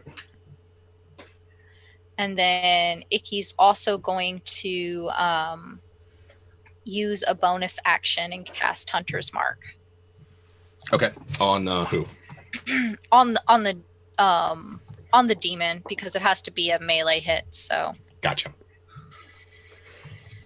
Sounds good. Who goes next? yeah. I think Baloo's the only one left. I think Blue. Yeah, I do think Blue is left. Yeah, that's so Blue. You're up next. What poison effect happened to me? Does it affect me on my turn, or is it going to be its turn? So at the moment, you can sort of feel something happening to you as an unnatural and supernatural. Actually, technically, it's a disease that Blue's been affected by. Currently, the only thing you would really know is that you feel a little funny. I can give you the rundown on what it means. I know basically what it means personally, but okay. Okay, but Cortho's in this thing's face, right? Yeah, he's right up on there. Yeah. Okay. And then we've got shots being fired down. I'm going to, like an orchestra conductor. I'm going to just start raising arms, and I'm going to throw a wind wall up that goes all the way from the top to the bottom of the crane. Okay. So we need the sniper to make a strength saving throw. All right. Okay. We'll see what that means for my. Okay. All right. 12. 12 fails. So first, you're going to take. You'll take 15 damage, and then also you're in a wind wall. Does it like knock him off? Does it like push him? Does it knock him off the crane, or is it just like buff it about? It doesn't specifically say. I kind of one of those things where I thought it would say, but it don't say. Okay. So. Okay. It's not, I'm sure. It's like, for instance, gust of wind pushes opponents and the like. This just like, blocks ranged weapons and other things. Yeah. It's specifically the blocking ranged weapons that I figure would be useful. All right. So Blue has thrown up a wind wall between the sniper and the rest of the party there, sort of like planting it right on top of them. There are sounds of other that are coming from like the inner gate that y'all just passed through. They sound like shouting and then like the splintering of wood and the like. As we bring it to the top of round 3 here, Josh, Blue, who gets to go? Who gets to go first this time? Gilton. All right, I've got a question. So I hit at the last as my bonus action. I got an 18 on my stealth check. Can this creature see me? It should have disadvantage on perception checks because it's slightly obscured. Mm-hmm. You're talking about the frog demon? Yeah, because essentially, it might have blind sight or something like that. I don't know, but you don't have to answer that. But essentially, what I'm going to do is make my attack come out from being hidden and hopefully get advantage on the attack because it can't see where I'm coming from. From where you would have been, unless you've been moved. Well, you have been moving. There's plenty of buildings, plenty of cover, and you were far enough away from it to approach unseen. Okay, I'm using my final 4th level spell slot to critical hit. So this is going to be okay. So wow, sweet. I mean, I can't even do all this math. I'm going to take a picture and send it to you. And you can tell me how much it is. All right. So, yeah. So, this is 19 plus 27. It's quite a bit. So, like 46 points of radiant damage. And it's now glowing. Oh, and for the other damage... 23 points of biting locust damage. Okay, as it sort of moves in. Can you move the swarm from when it originally? No, but it's a 20-foot sphere. Maybe if it got out of there, I'm fine with it getting out of there. Oh yeah, the one that was there originally is gone. Mur iced it. The other creature is further this down. happened while I was out. Okay, yeah, got it. So. Whether I had advantage or not, so it wouldn't have been lightly obscured. Maybe, whatever. On my roll 20 that I'm using to roll, I took the left-hand column, so it's a critical hit. You would have been attacking from unseen anyway. 46 points of damage, and then the locusts just kind of stay there plaguing. I warned them they were coming. Right. So you light this frog demon up. That was a 4th level guiding bolt? Yeah. All right. It snaps its attention right to Gildan and it's like but Gildan, who goes next? Okay. I'm tagging in I'm gonna tag in Icky. Right. It's me. It's my turn. I'm excited. I'm gonna go fight a frog demon. Yeah. I want to do it. So I just cast Hunter's Mark on it, which is concentration, but that doesn't stop me from using my bonus action and casting Shillelagh on my club. Yeah. That is in my hand. So I'm going to take my club and my short sword and go fight a frog demon. Very stupidly. All right. Let me just. Okay, so my club is now a D8, and it's magic. Don't get hit by him. He's filthy. Look, no promises. Rangers, not super effective tanks. So, This is true. Turns out. All right, so I'm gonna make 2 attacks. Pretty terrible. One with the short sword. That's an 11. That doesn't help. Well, with the club, that's a 21. 21 with hits. the club. So the club's going to do 1d8 plus the 1d6 for Hunter's Mark. Oh no, where's my d8? 5 plus 7 plus 1.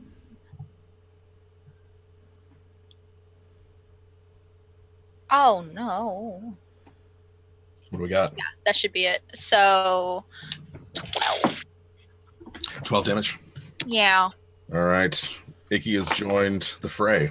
Oh, and then Icky's gonna nope out of there and use mobile to not to not induce that opportunity attack. So All right. she's just gonna be like, whoop, whoop. Hit and run. All right, one of my enemies gets to go. So Blue's still in melee with it. Bekroilik's still in melee with it. Bekroilik took 2 nasty hits last time, but it sort of like tries to backhand the Axe Dreamer away. Oh God! And I got 2 crits. All right, it backhands Axe Dreamer, and he goes flying through the air. I think he's immune to magical diseases. Great. Super. All right, so he goes flying and is still alive. You can see him moving, but that was a nasty hit for the Axe Dreamer, and it is going to move past Baloo, so you can get an opportunity attack if you want, Baloo, and it is making its way towards Gildan. I don't know if I'm armed. Loping along. Come on. Let's do it. I ain't got all day. You'll never catch me. So you can take out a weapon as part of an attack, right? Yes. It's free action. Even if it's a reaction attack? Yep. Okay. Draw an attack. We'll say yes. We're playing fast and loose with the rules here. Okay. Well, I crit. So I pull out my scimitar, which I never use. Mm-hmm. And yeah. Well, that's great. Yeah, take 8 damage. Fear my wrath, Jim. All right, Fear I'll it. take it. That's fine. So you've attacked it. It seems to just sort of like and like hop lopes along, attempting to get towards Gildan. And just using our theater of the mind here, it looks as though it probably is not going to get close enough, but it is headed towards where Gildan is, very close, about 10 feet away. And those of you who are in the main sort of street, which I think everybody, you can see a knoll coming down, sort of loping along the street after you, and it's got that sort of vestigial twin on its back and neck that you recognize from earlier in really like last night. And further back, you can see another figure who seems to be obscured in shadow at the moment. That is what you can see now. And that means who was last to go? Icky. So Icky, who goes next? You are muted. Muted. I knew that. Ellie goes next. Perfect. So I see this like weird frog thing going after my friend, and I'm just gonna like rush towards it. And with one hand, like my great axe is in one hand, and I'm rushing. And as I go to do this action, when I go like this, I'm gonna take out my. I think it was my hand axe, and I'm just gonna like whoosh it towards it while I'm still running towards it. And ooh, nice. That's a 19. Nice. So that is. Oh, it's a D6. Okay. So that's an 8 damage. And I'm gonna still run towards it. Oh, that's not a D20. With a 15, does a 15 hit? 15 hits, yes. Yes. And with my great axe, I am going to hit it, and that is going to be 10 damage. Ooh, But wait, there's more. nice. I am going to La Frenzy. Nice. So hopefully, ooh, okay. That's 17 plus whatever 8, I think it was. Mhm. So 13 damage. 13 for the next one. All right. Yeah, and I'm just like going at it, trying to look like she looks really badass. She's never like, at least to her, she's not a badass, but she's just like fully possessed by this like anger spirit or whatever you want to call it. But she's just like whacking, like whoosh, going to town, maybe like getting the foot on that last one. Yeah, sort of like catching it as it's on its way towards Gildan, sort of intercepting it, and it's like having to turn and face a new threat. Excellent. Ellie, who is up next?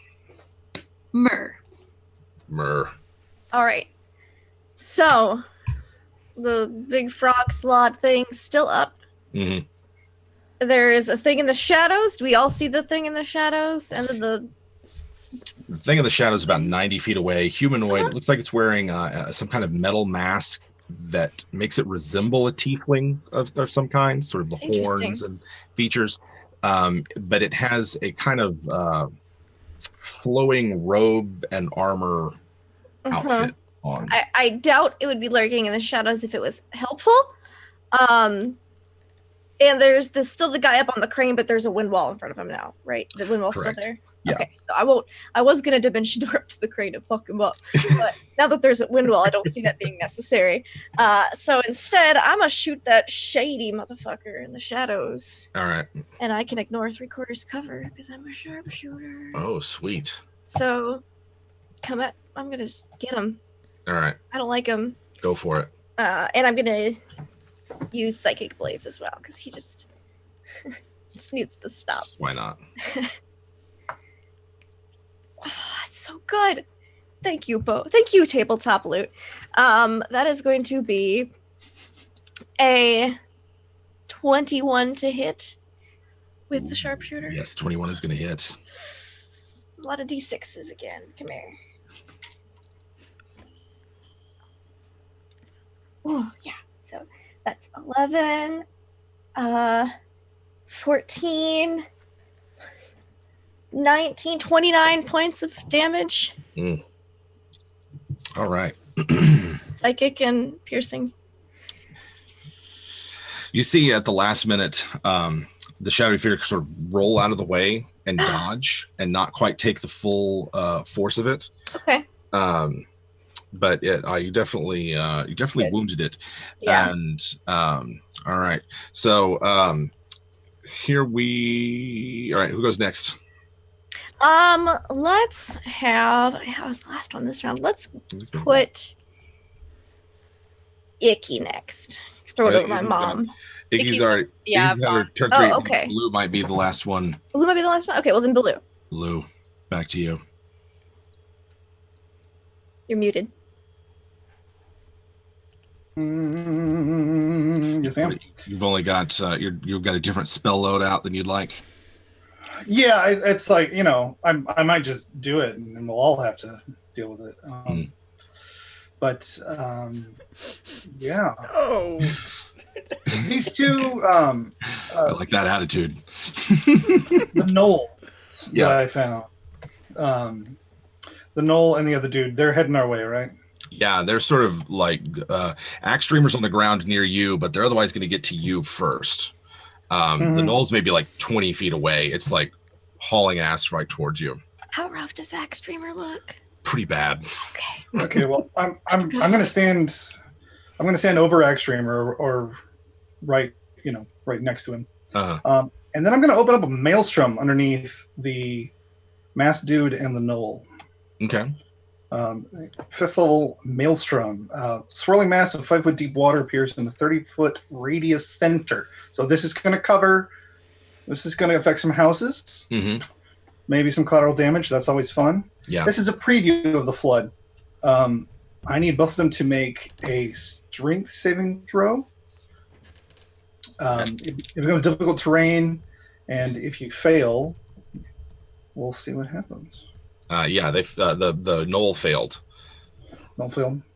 What about the other guy? No, passed. Okay. Not a dexterity save. Yep. Until the spell ends, the area is difficult terrain. If you start your turn there, you're gonna have to make the save again. Uh-huh. So, yeah. So the Knoll takes. Sorry. That's all right. Baloo summons a giant ass pool of swirling water. Yeah. The Knoll takes 23 bludgeoning damage and is pulled 10 feet towards the center. Okay. So Yeah. Back 10 feet. And yeah. All right. There we go. That is the Maelstrom. All right. So the Knoll's stuck at the moment, sort of battered around and tossed about. Is it restrained? Is it otherwise capable? What can it do? No. Well, it's difficult terrain. So he's in 5 foot deep water and it's difficult terrain. So, like, he can still come at me. It'll just cost him double move. Okay. All right. And he'll have to make a saving throw. Okay. Very well then. And so the only ones that have not left, I have another action for myself, and then Axe Reaver is going to stand up, and you see him close his eyes for a moment and concentrate, and some of his wounds begin to close as he moves towards Baloo to take on whoever's coming this way. So he's healed himself up. He's good dude. And my other guys gets to go. It looks as though you no longer see. You're not sure when he disappeared, but the guy that was on the crane, you no longer see him there. You're not quite sure where he went during all the confusion. The Knoll is going to. Gosh, what is the Knoll going to do? It's going to see your water spell and raise you a fire spell as right in front of Bekroithwig and Baloo, a massive sheet of fire springs into existence. And it catches both the two of you. I need a DC 15 dexterity save. I don't think anyone else is really close to the bottom. I think everybody else was sort of further up the street. Where do you need those from? What's that? Icky. Yep. Oh, sorry. I'm Who do you using need the my. rolls from?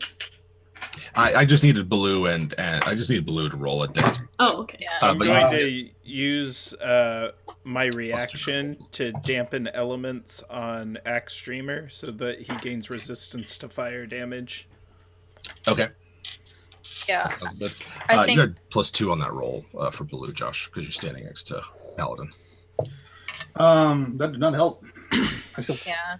I think Icky should also be in that, since Icky was in melee and then popped out of melee but did not use her full. Gotcha. That's true. Yeah, it would be. It does extend for a while. All right. Okay, I'm sorry, so what is the saving throw?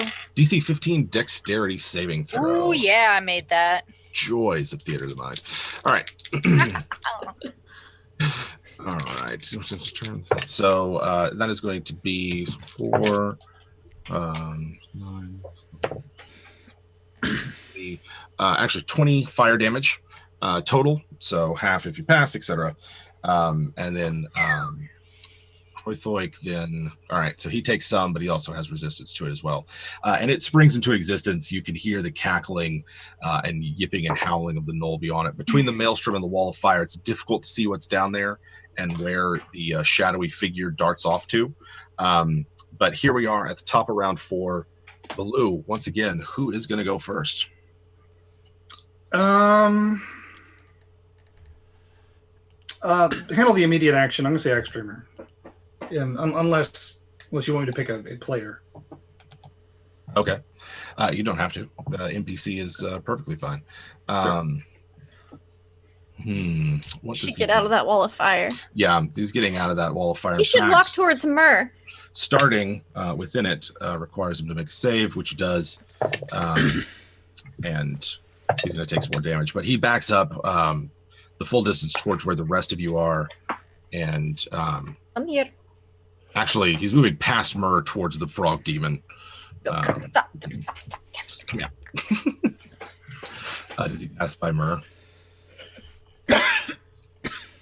want to heal you. Stop moving. He passes by him. You can heal him as he walks by. Here in a minute. All right. It's extreme as he goes and takes on the enemy that is available to him, and hopefully he'll get some healing. Let's see. Let's have Myrrh, why don't you go ahead? Because since you're healing him, yes. Why don't you go ahead? First, I will inspire Ellie. I'll be like, and I'm still Ellie, so I'm like, hey sis, you're doing a great job. And then I'm gonna be like, here's the extra stuff. I just grab him real quick, like the ear or something as he's walking by. Mm-hmm. And I'm going to use Cure Wounds at let's do a third level. Let's do a third level Cure Wounds on him. Oh, that's D8s. Perfect. Good. Get him some hit points. I went through a lot of effort to acquire him for my dear daughter. So I need to save his bacon. Mm-hmm. Okay. 4, 7, 6 plus 5, so 10, 22 points of healing. Oh yeah, he looks fine. Good. He looks fine. Good. Like, all right, now you can keep walking. I just had to do that. Yeah, he looks fine. And then I'd like to find some cover with movement if possible. Okay. There's plenty of cover around here. If you move more than 20 feet, you'll find an alley or something with some cover on it. Who goes next, Mer? Who goes next? That's a great question. Let's have Gildan go next. Gildan. So let's see. This is like Wild West. Some John Wayne types marching down the street towards me, right? Trying to close the gap on me. How close is he? So right now you can see he's about 10 feet away or was, and like leaping towards you until Ellie came in on the side. So he's about 10 feet away from me? 10 feet away, yeah. How big is he? It's large. It's a giant-ass frog demon thing. Okay, it's a frog large demon size thing. Yep. Well, I'm going to launch a third level guiding bolt at it. Just kind of like... And then I got a 24 to hit for 19 points of damage. And it is now glowing. And I'm going to kind of no-look walk away. And I'm just going to walk away another 30 feet. And then slowly pivot around, click my heels, and give it double fingers. Well. All right.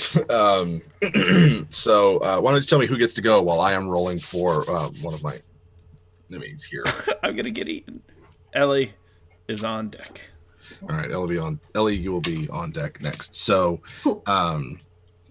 out of, gosh, all right. I'm not going to mess with the null right now. We'll mess with the null later. So the Slod takes its lumps from Ellie as well as takes this hit from Gildan. But given that there is a powerful and strong warrior nearby, it focuses its attention on that and turns towards Ellie.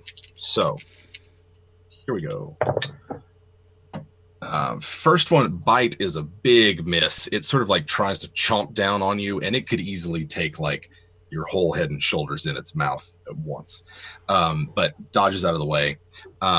First claw attack is going to hit a 19, and then the second one's a crit. We'll resolve the first one. It's going to be 7 slashing damage. Ow.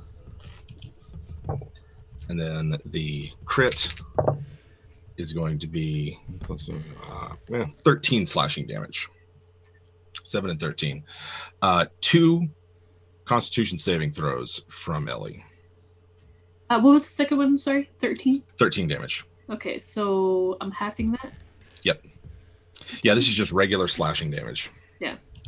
Just regular damage. 2 con savings. First one is 13. Ooh. The second one is a 7. Okay. You can, as it sort of like bears down on you and rakes its claws across you and sort of like rips your axe out of its flesh. It slavers all over you. It's just sort of like, forgive me for a moment. Namamamog been told to bring you in. Big reward for Namamamog. And it tries to just like grab you and slash at you and the like. So he does slash, right? Yeah, slashing. Okay. What part? If you want to be like specific. Ooh, it's going for body shots. It's trying to like grab you, but it's also not caring how much you're hurt in the process. Yeah.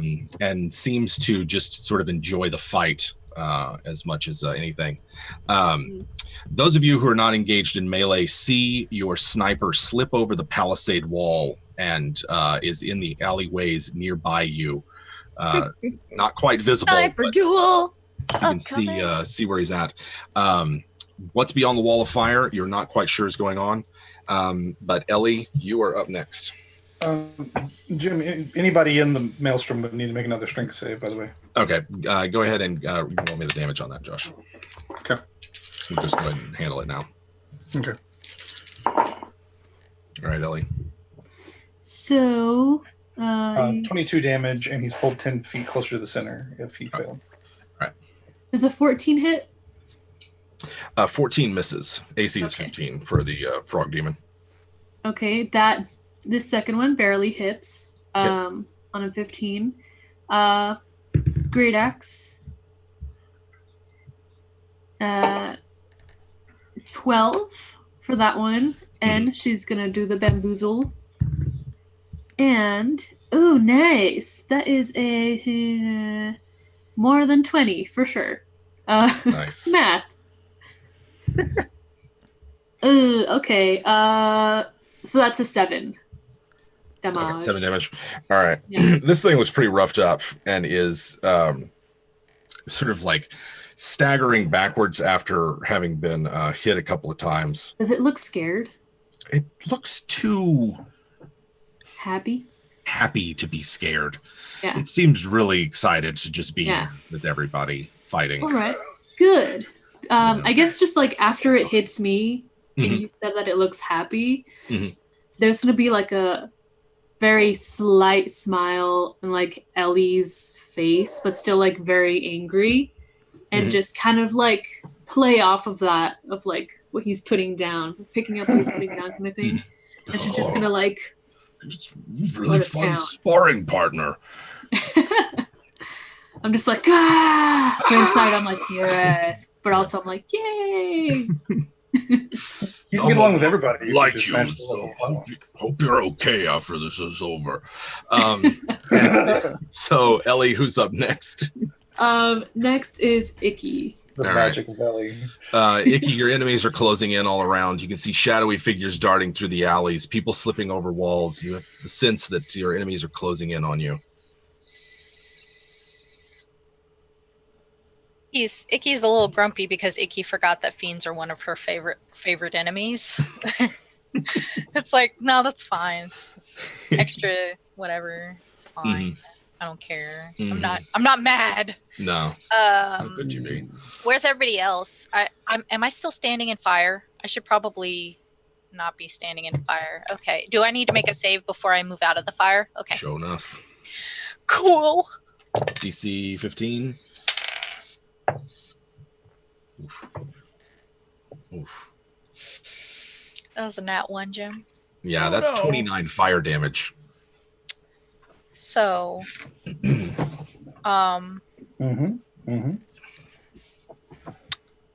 Icky is going to take a nap. Oh. Does Icky drop to 0? Yeah. Icky drops to 0. Yeah. She's still in the fire? Icky's a little tired. We gotta get her Icky's out. hanging out in some fire. It's okay, Icky. I'll save It's you. warm. It reminds me of home. It's like Darth Vader's Good funeral time. right now. Icky gonna go take a nap. As you pass out, you have a vision. You have another vision of another creature that was charred in fire at one point.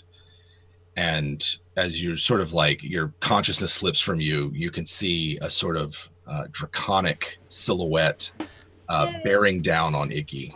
Yeah. But Icky is still in the fire. You see, Yeah. this thing springs up. Yes. I'm gonna hang out here. All right, Icky's down. Yeah.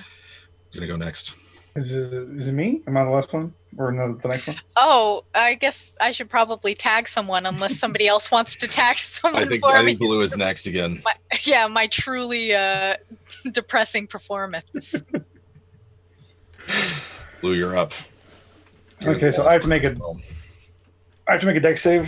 Yep, damage was 29. Okay, this time I actually pass, which means damage is what, 14? Mm-hmm. Oh, okay. Well, I'm not far behind her, but I'm still standing. Mm-hmm. I'm going to dispel magic on the wall of fire. Okay. I need to make an ability check. I got an 18 on that, so the wall of fire goes away. Right. Oh, let me also make a concentration check. 19. Okay. Okay. So that was my action and all my Correct. saves. Okay, so the wall of fire is gone. Correct. And I'm still standing. All right. You can see that the hole is just like whirlpooling around in it. I have passed the concentration check for that wall of fire, though, so it's keeping that up. But is otherwise kind of like stuck in the whirlpool. I mean, the thing's only a 20-foot radius. After 2 rounds of being pulled to the center, it's in the center, yeah? Well, yeah, it's a 30-foot radius, actually. 30-foot radius, so okay. So it's getting Just close. swirling in the toilet. Yeah, swirling in the summoned toilet. There's no sign of the shadowy figure at the moment. Anything left for Blue? No, it's just he'll have to make another save on his turn. Basically, every time his turn comes up, he makes a save. Okay, gotcha. But I don't think so. I don't have any other actions I can do at the moment. All right. I haven't done it yet. I don't think so. So I'm going to go ahead and Nature's Fury. I haven't had a free bonus action. Gotcha. So I'm going to now Nature's Fury. Now Nature's Fury. Gotcha. All right. Top of round 5. Who's first? Give it to me. We gonna go. Oh yeah, let's do it then. Let's go to Gildan. All right. Gildan claps his hands and a bunch of little hag puppets materialize next to all the pottery members and give them little massages, including Icky, and they heal for 6 points of magical healing with a mass healing word. That's my bonus action. Okay. And then I think it's time to close the gap on Mr. Mofo, who's been looking to tangle with big bad Gildan Goblin this entire time. And and I'm walking right up, and as soon as I get up there, I'm going to look right at him and Goose Fraba and speak a word of radiance, and it's going to pop on him. He's going to have to make a save, I believe. Let me double check my word of radiance. Could go either way. I rolled a 10. It's a DC 14? That's not. It fails. All right, so he takes 11 points of radiant damage. All right. And that's my turn there. All right, and I'm going to take my wrestler stance. Come on, let's do this. So, so who all got the mass healing word then? So it would be Axe Streamer, Ellie, Mur, Baloo, Icky, and then Gildan doesn't need it. So okay, I can only do it on up to 6 creatures. If my tiefling boy is running around, the flood is coming somewhere. Like he's not within visual range. Yeah, he's not. He might be in auditory, but even still, I'd just like to hope that maybe he felt a little better. So, how many points of he's looking at tip-top shape. What's that, Ellie? How many points of healing was it? That was 6. Not a lot, but it was everybody. Yeah, sweet. All right, so Gildan, I'm not sleeping. Right. Okay. Yeah. So we get 6 for Icky. Who's next after Gildan? I'm gonna tag Icky in. Is this floor still on fire? I mean, the embers are dying down. It's hot. Okay. You dispelled the wall of the wall of fire, and that's fine. I'm just making sure that I'm not getting 6 hit points back, only to immediately take a nap, regardless of whether I succeed or fail. Yeah. So where's this frog demon thing? It's about like 40 feet back up the street, although there's a knoll thing like 20 feet in front of you, trapped in a whirlpool. Mm-hmm. Icky. Oh, this is a bad day. My hunter's mark is gone. This is horrible. Where's everybody else? I'm nearby. Where's my close child? by? Like most everybody's like really kind of clustered. Gonna bite a frog demon in his nads. Yeah. Icky's gonna group back up and go ahead and focus a spike growth, like even though that's a sphere, like outside of us, like outside of our group. Spike growth, like in a general 20, just to, because these gnolls, like they gotta walk. Right. Like until somebody has a better idea. And after Icky casts spike growth, she's actually going to like kind of absent-mindedly pat her pack and be devastated to discover that there is no movement inside. Oh. All right. So spike growth near the knolls to slow them down, and then all right. Who's up next after Icky?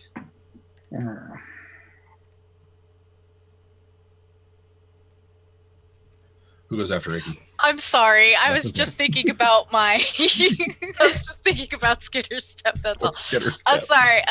It has who hasn't gone? I'm sorry. I was Ellie, Mur, or Baloo are still up. Let's do Mur. Mur. All right. So Mur, you're on deck, but I'm going to butt in and have one of my monsters go. So, or take a turn. So, the Slod surrounded by multiple attackers. Axe Streamer's up there. Ellie's up there.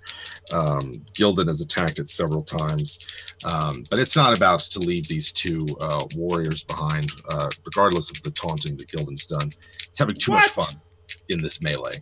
It's here for fisticuffs, and you keep pegging it with spells. It's well, I just walked up in its face, barfed on him, and said, "Come get some." That's true. You are okay. That's right. I forgot you were up there with the word of radiance. Yeah. So everybody's going to get an attack. Axe Dreamer gets. I just want to get hit. I just want to take some HP damage. Ellie, 16. Does that hit you? Yep, just barely. Just barely. And then this is like, I really do not. These are not tabletop loot dice, folks, and they are difficult to read. This is 27 to hit Gildan. Axe River takes some damage. Well, let me see. That might that hit Gildan. That hit Gildan. 12 to Ellie. That's slashing half. And then for Gildan, what damage type? 11 slashing. Okay. Magical if it matters. Its attacks are magical. Always. It almost bit Axe Dreamer, sort of like just tearing and frenzy, and it's even stopped communicating. It's just sort of like gibbering and laughing and the like. But it bears multiple wounds and scar marks from the magic that has assaulted it, and you get the impression that it is on its last legs. The gnoll is finally passes its strength saving throw to get out, or at the very least not be buffeted around by the whirlpool. What does that mean for it? Can it step out? He's got 30 feet of difficult terrain if he wants to get out of it. Okay. So if he dashed, he could probably like 15, 20 feet. Yeah, it's not going to dash because it also wants to try. It's sort of like looking at. All right, Baloo. It points its finger at you, and a green ray of necrotic energy shoots out. All I need you to make a DC 15 Constitution saving throw. As it is. You can tell that it's bringing powerful magic to bear against you. Powerful fiendish magic. Am I going to have to roll a new character? I got 12. 2.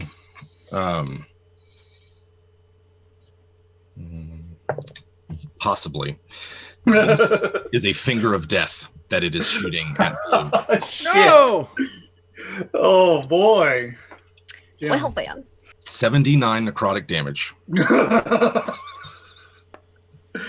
found full health. I wouldn't survive that. All right. That happens. All right, Jim, what happened? What? Baloo seems to be hit and is the vitality and life hit him. Patches of his fur fall out, and he slumps back. You'll have to find out in the next round what exactly happened to him. But I thought you were going to say next time. No, not next time. We're not leaving yet. We're not ending yet. I'd like to play out the rest of this, even if we have to go a little bit longer. But Baloo is down, and it does not look good. Oh no! And the knoll frees itself from the maelstrom. Yeah, Maelstrom goes away. Obviously. Right.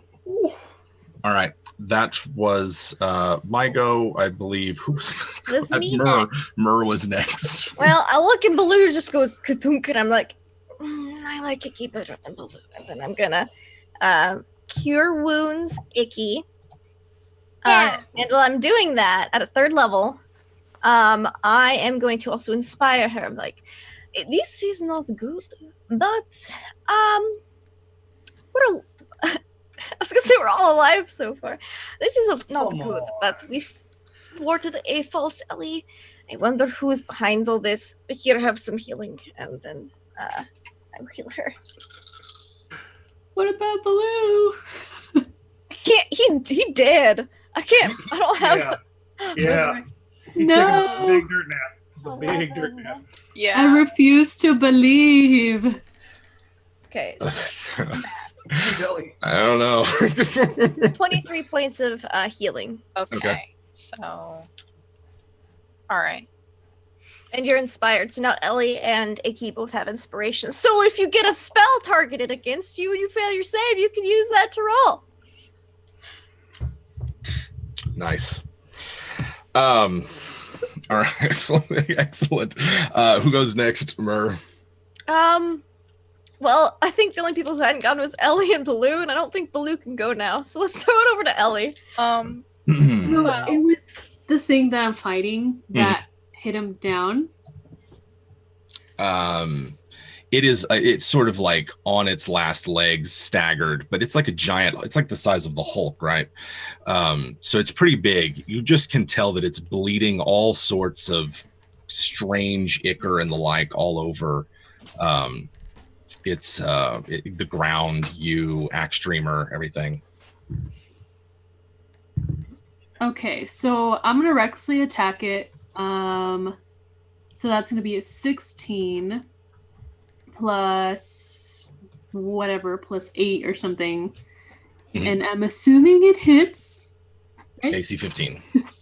Yeah. Okay, so that's gonna be 17 points of damage. Is he still alive? It's barely up, yes. And I'm going to hit again, and that's 19 to hit. Yep.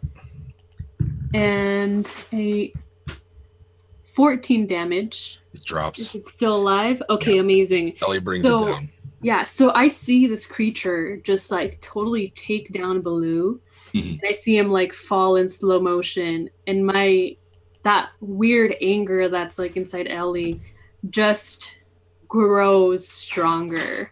You can, like, if she was infernal in some way of some sort, you would think like her eyes were on fire. And she's just, no, Baloo. And she's just gonna like go at this monster with like everything that she has. It's within your move, and I do believe you have another attack left if you wish. Were there more people? There's the knoll that Finger of Death Baloo. That's the only one. Okay, so I am.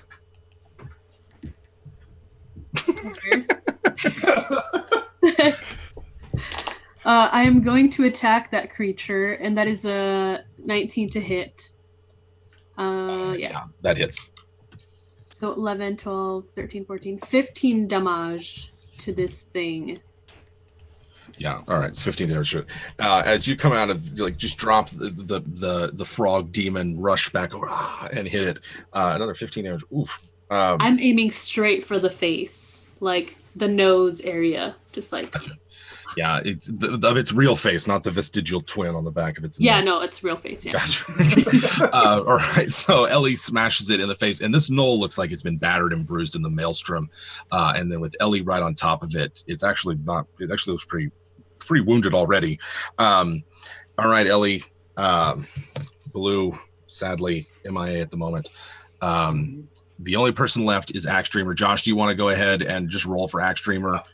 He's a next-level paladin. If you've got that kind of.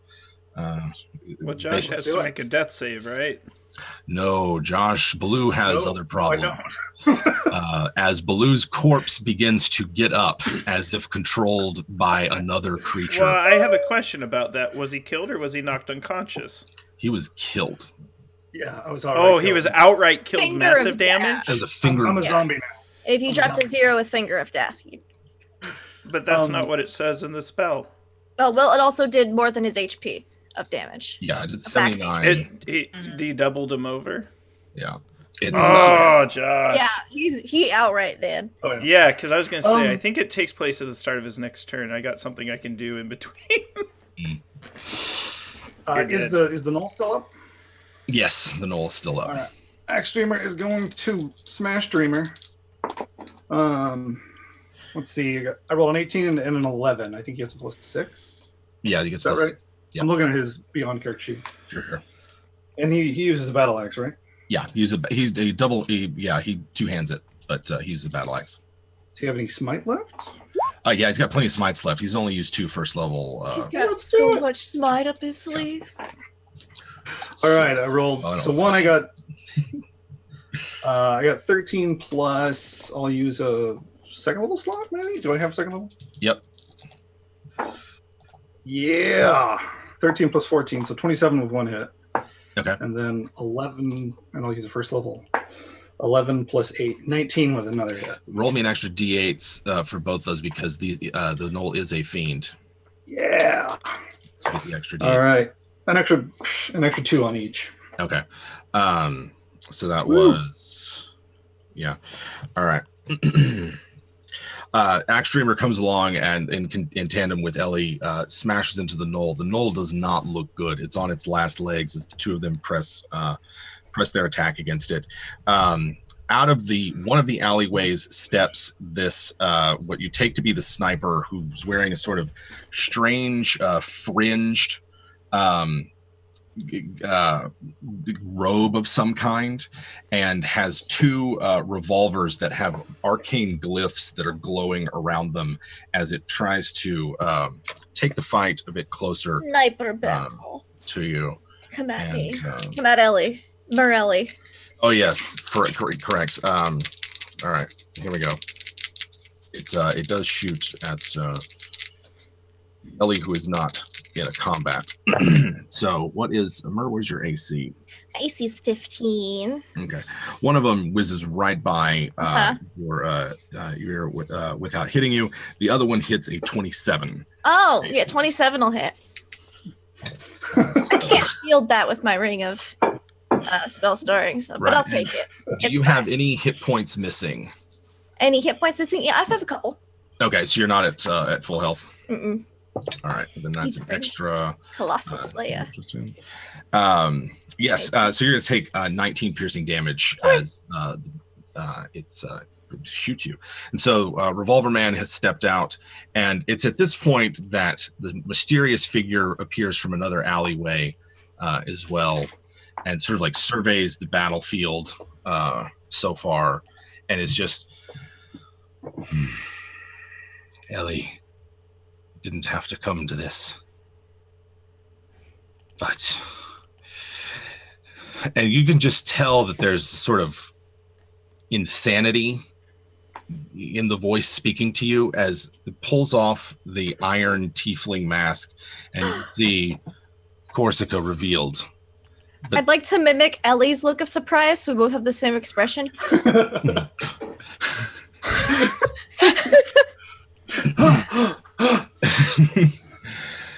You couldn't just let things be. You had to be so perfect.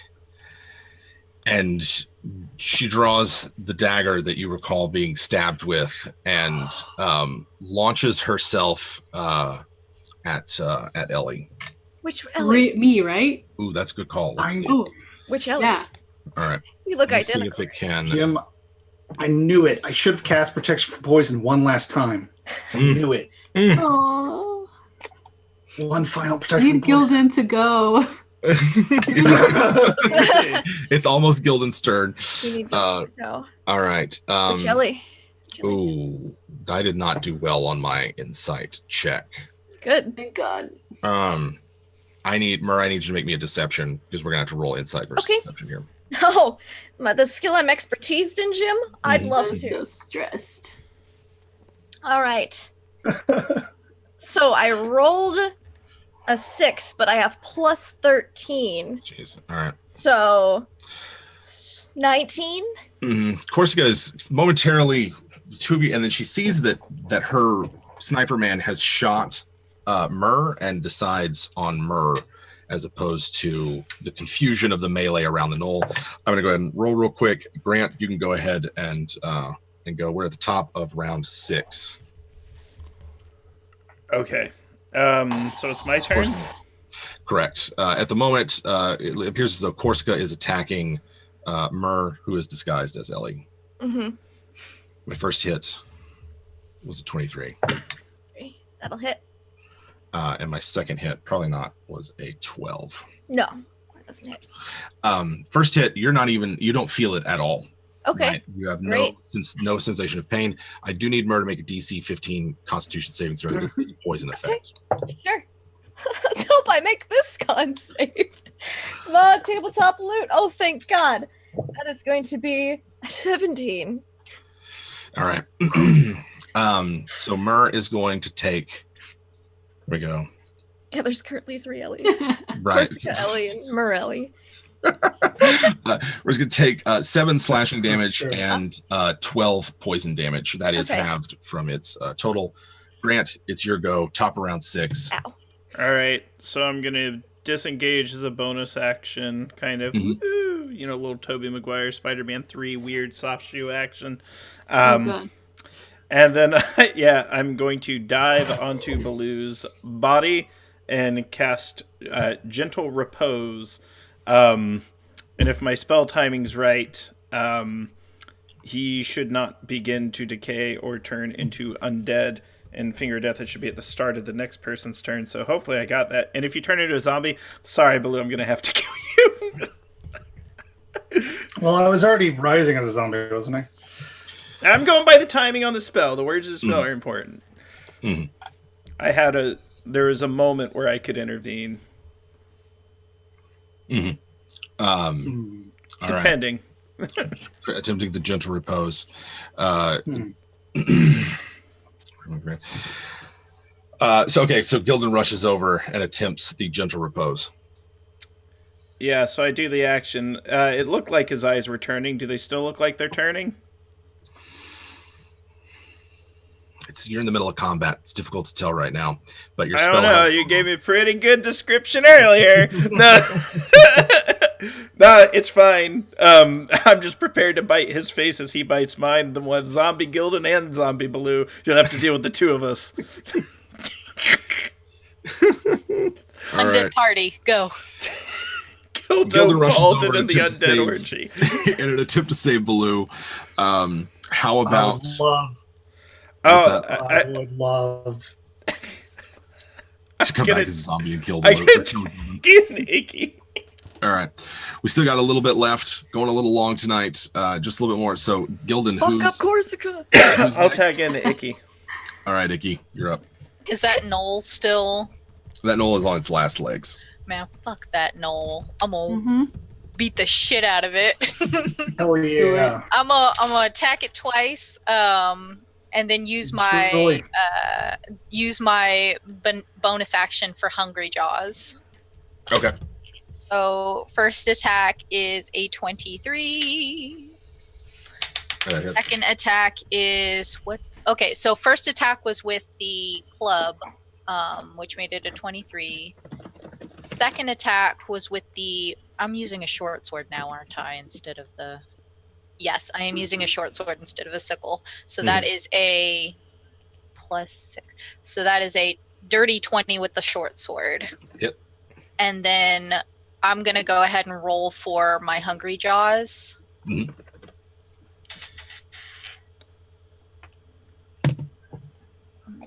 From my babies. Okay. And that is a 16 for Hungry Jaws. 16 is going to miss. Oh, that's fine. I'll just. Oh wait, sorry. These. My bad. Mm-hmm. It will hit. I've been. Are, my math is messed up. Are you sure? No, it's AC 15 because it's just a Fang of Null. But yes. Oh man, and he's fiendish too. Thank you. It's Finglish. Yes. I'm so excited. All right, let me.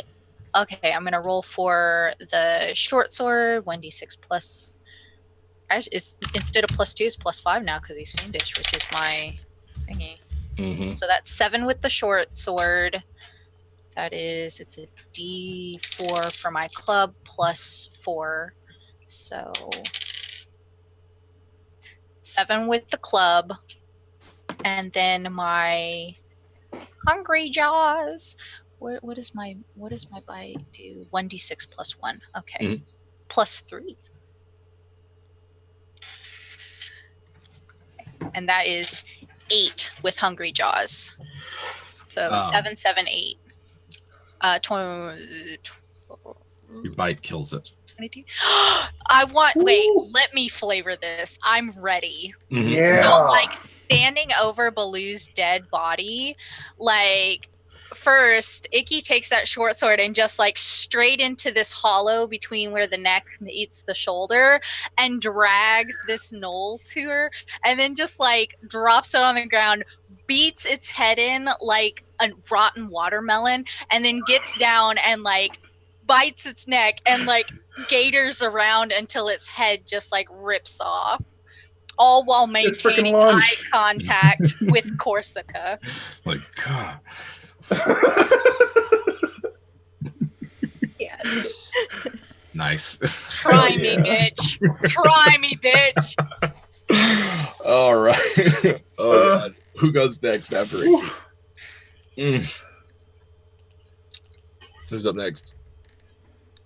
Let's do Myrrh. Oh, okay. I'm sorry, did Myrrh already go? Oh, Not yet. Not yet? Okay. Yeah. Ow. No offense, Ellie. I just want. It's fine. It's a mom squad. Best if Mom Ellie squad. goes last. Yeah. All right. Because I think she'll figure out pretty quick, now that she's fighting us, which one's which. Try yeah, me, sure. bitch. Does she, question for you, Jim, is she dual wielding daggers? Does she just have one poison dagger? It looks like she's just got one and is wielding it fairly expertly. I want to take her dagger away from her. Okay. I want to wrench that thing away. That thing is bad. Get wrecked. Fuck her up. I'm sorry. I'm mad.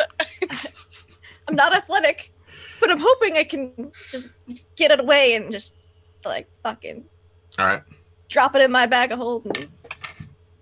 So. Okay, that's good. That's good. All right. That's going to be... Oh, and I have half proficiency. That's even better. I don't get a negative. Mm-hmm. Okay. All right. I rolled a 17 for mine. Bard. I rolled a 19 and it was going to be -1, but I'm half proficient, so it's an even 19. Even 19. Give me This that is an athletics or just an opposed attack roll? If it's an opposed attack roll, I'd probably be using Dex. I'd imagine because I'm trying to grapple it away from her that it'd be athletic. Gotcha. So I think, like, looking at it like this, I rolled a 17, and then I've got my athletics is an 8, so I've got a 25. Okay, so she does beat me. Mm-hmm. But I'm just trying to get the dagger away from her. I'm really weak. Man. Can I insist by intimidating her by, like, just being covered in knoll blood? She seems pretty cool and collected. Right. Like, she's sort of like grossed, but also seems focused on her what she thinks is all her right. play. Well, that was my action then. All right. I'm gonna bonus action. Now I'm gonna save my last use of inspiration because Ellie and Icky still have it. All right. Forgot Ellie! All right. She stabbed me. Ellie's next. Help. I'm gonna interjection real quick. Have a quick monsters. So Corsica, seeing sort of like a moment or two of fighting against Myrrh and back towards Ellie, has a bit of confusion, and it's just like, oh, deceiver, and then Surprise! tries to I had such fun weaving my plots against you, Myrrh. And she Likewise. attempts to she is going to break away. She does not provoke attacks of opportunity. Okay. And is going to make her way and just like an arrow right for Ellie. I tried to stop the dagger. First attack is going to be a 23 to hit Ellie. The second attack is going to be a 15. The second one misses. The first one hits. All right. Here we go. Going to end up taking. All right. It's going to be 11 slashing. 11 slasheroo. As she makes her way towards Ellie. And then, of course, the gunslinger, or the gun mage, rather, who is there, seeing Corsica shift targets. seeing the other, sort of like looking around, you actually get a look on his face. Those of you not involved in melee combat, you see a look on his face that reads, "There's nothing's worth this," and attempts to back into the alley, away from everyone. So does not make an attack, and is otherwise hiding. Corsica turns over. That Ellie, it is your turn.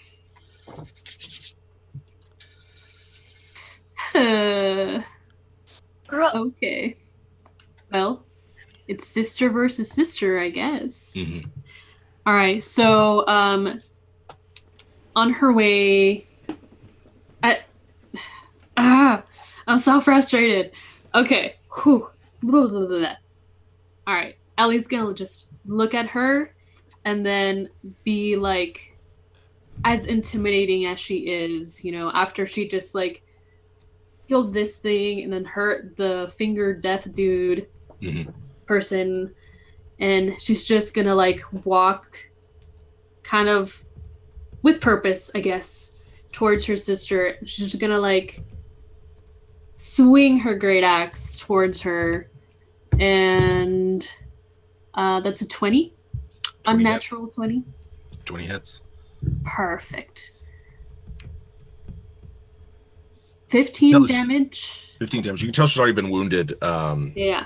Before had an arrow wound from her, and she sort of twists at the last minute to avoid the worst of that attack. Anything else from Ellie? Yeah, she's gonna keep swinging at her. All right. And maybe like on the arm or hand that she has that dagger on. That's a 16 to hit. 16 hits. Oh, amazing. 7, 12 damage for that one. And she's gonna hit one last time. Okay. Ooh, 17 plus whatever hits. Okay, that's another 14 damage. All right, so she was already wounded. Corsica doesn't look like a particularly healthy person to begin with. Like she has a low con? All that hate She's in got her the same heart. problem that why she stole the research. There is a moment where her savagery and sort of ferocity fade, and she sort of realizes what's happened. Now, are you going for a killing blow, or are you just trying to take her out? I'm trying to take her out. Oh. Yeah. All right. She, like at this last second, or she was gonna go for that like kill, but at the last second, there was like, when you blink, like if her rage blinked for a second, and it was like, hold back. Something told her to just hold back. So she just like staring at yourself. Yeah. Be weird. I know, it's so odd. Yeah. And she just like hits her with the blunt side of her great axe. All right, and Corsica just like falls to the packed earth road. Got a concussion. I know that Anna, you've got a thing that you got to get to that you're running late for. I appreciate everybody staying a little late while we finish this up. But as the dust settles here and the attempt on Ellie's life is thwarted, we've got Baloo. We don't know what's going to happen with Baloo. The gentle repose took hold, but there was the beginnings of a zombification process. I was gonna say, as soon as Gildan realizes he's a zombie, I'm destroying undead. Just you can tell it's started, but that the gentle repose halted it.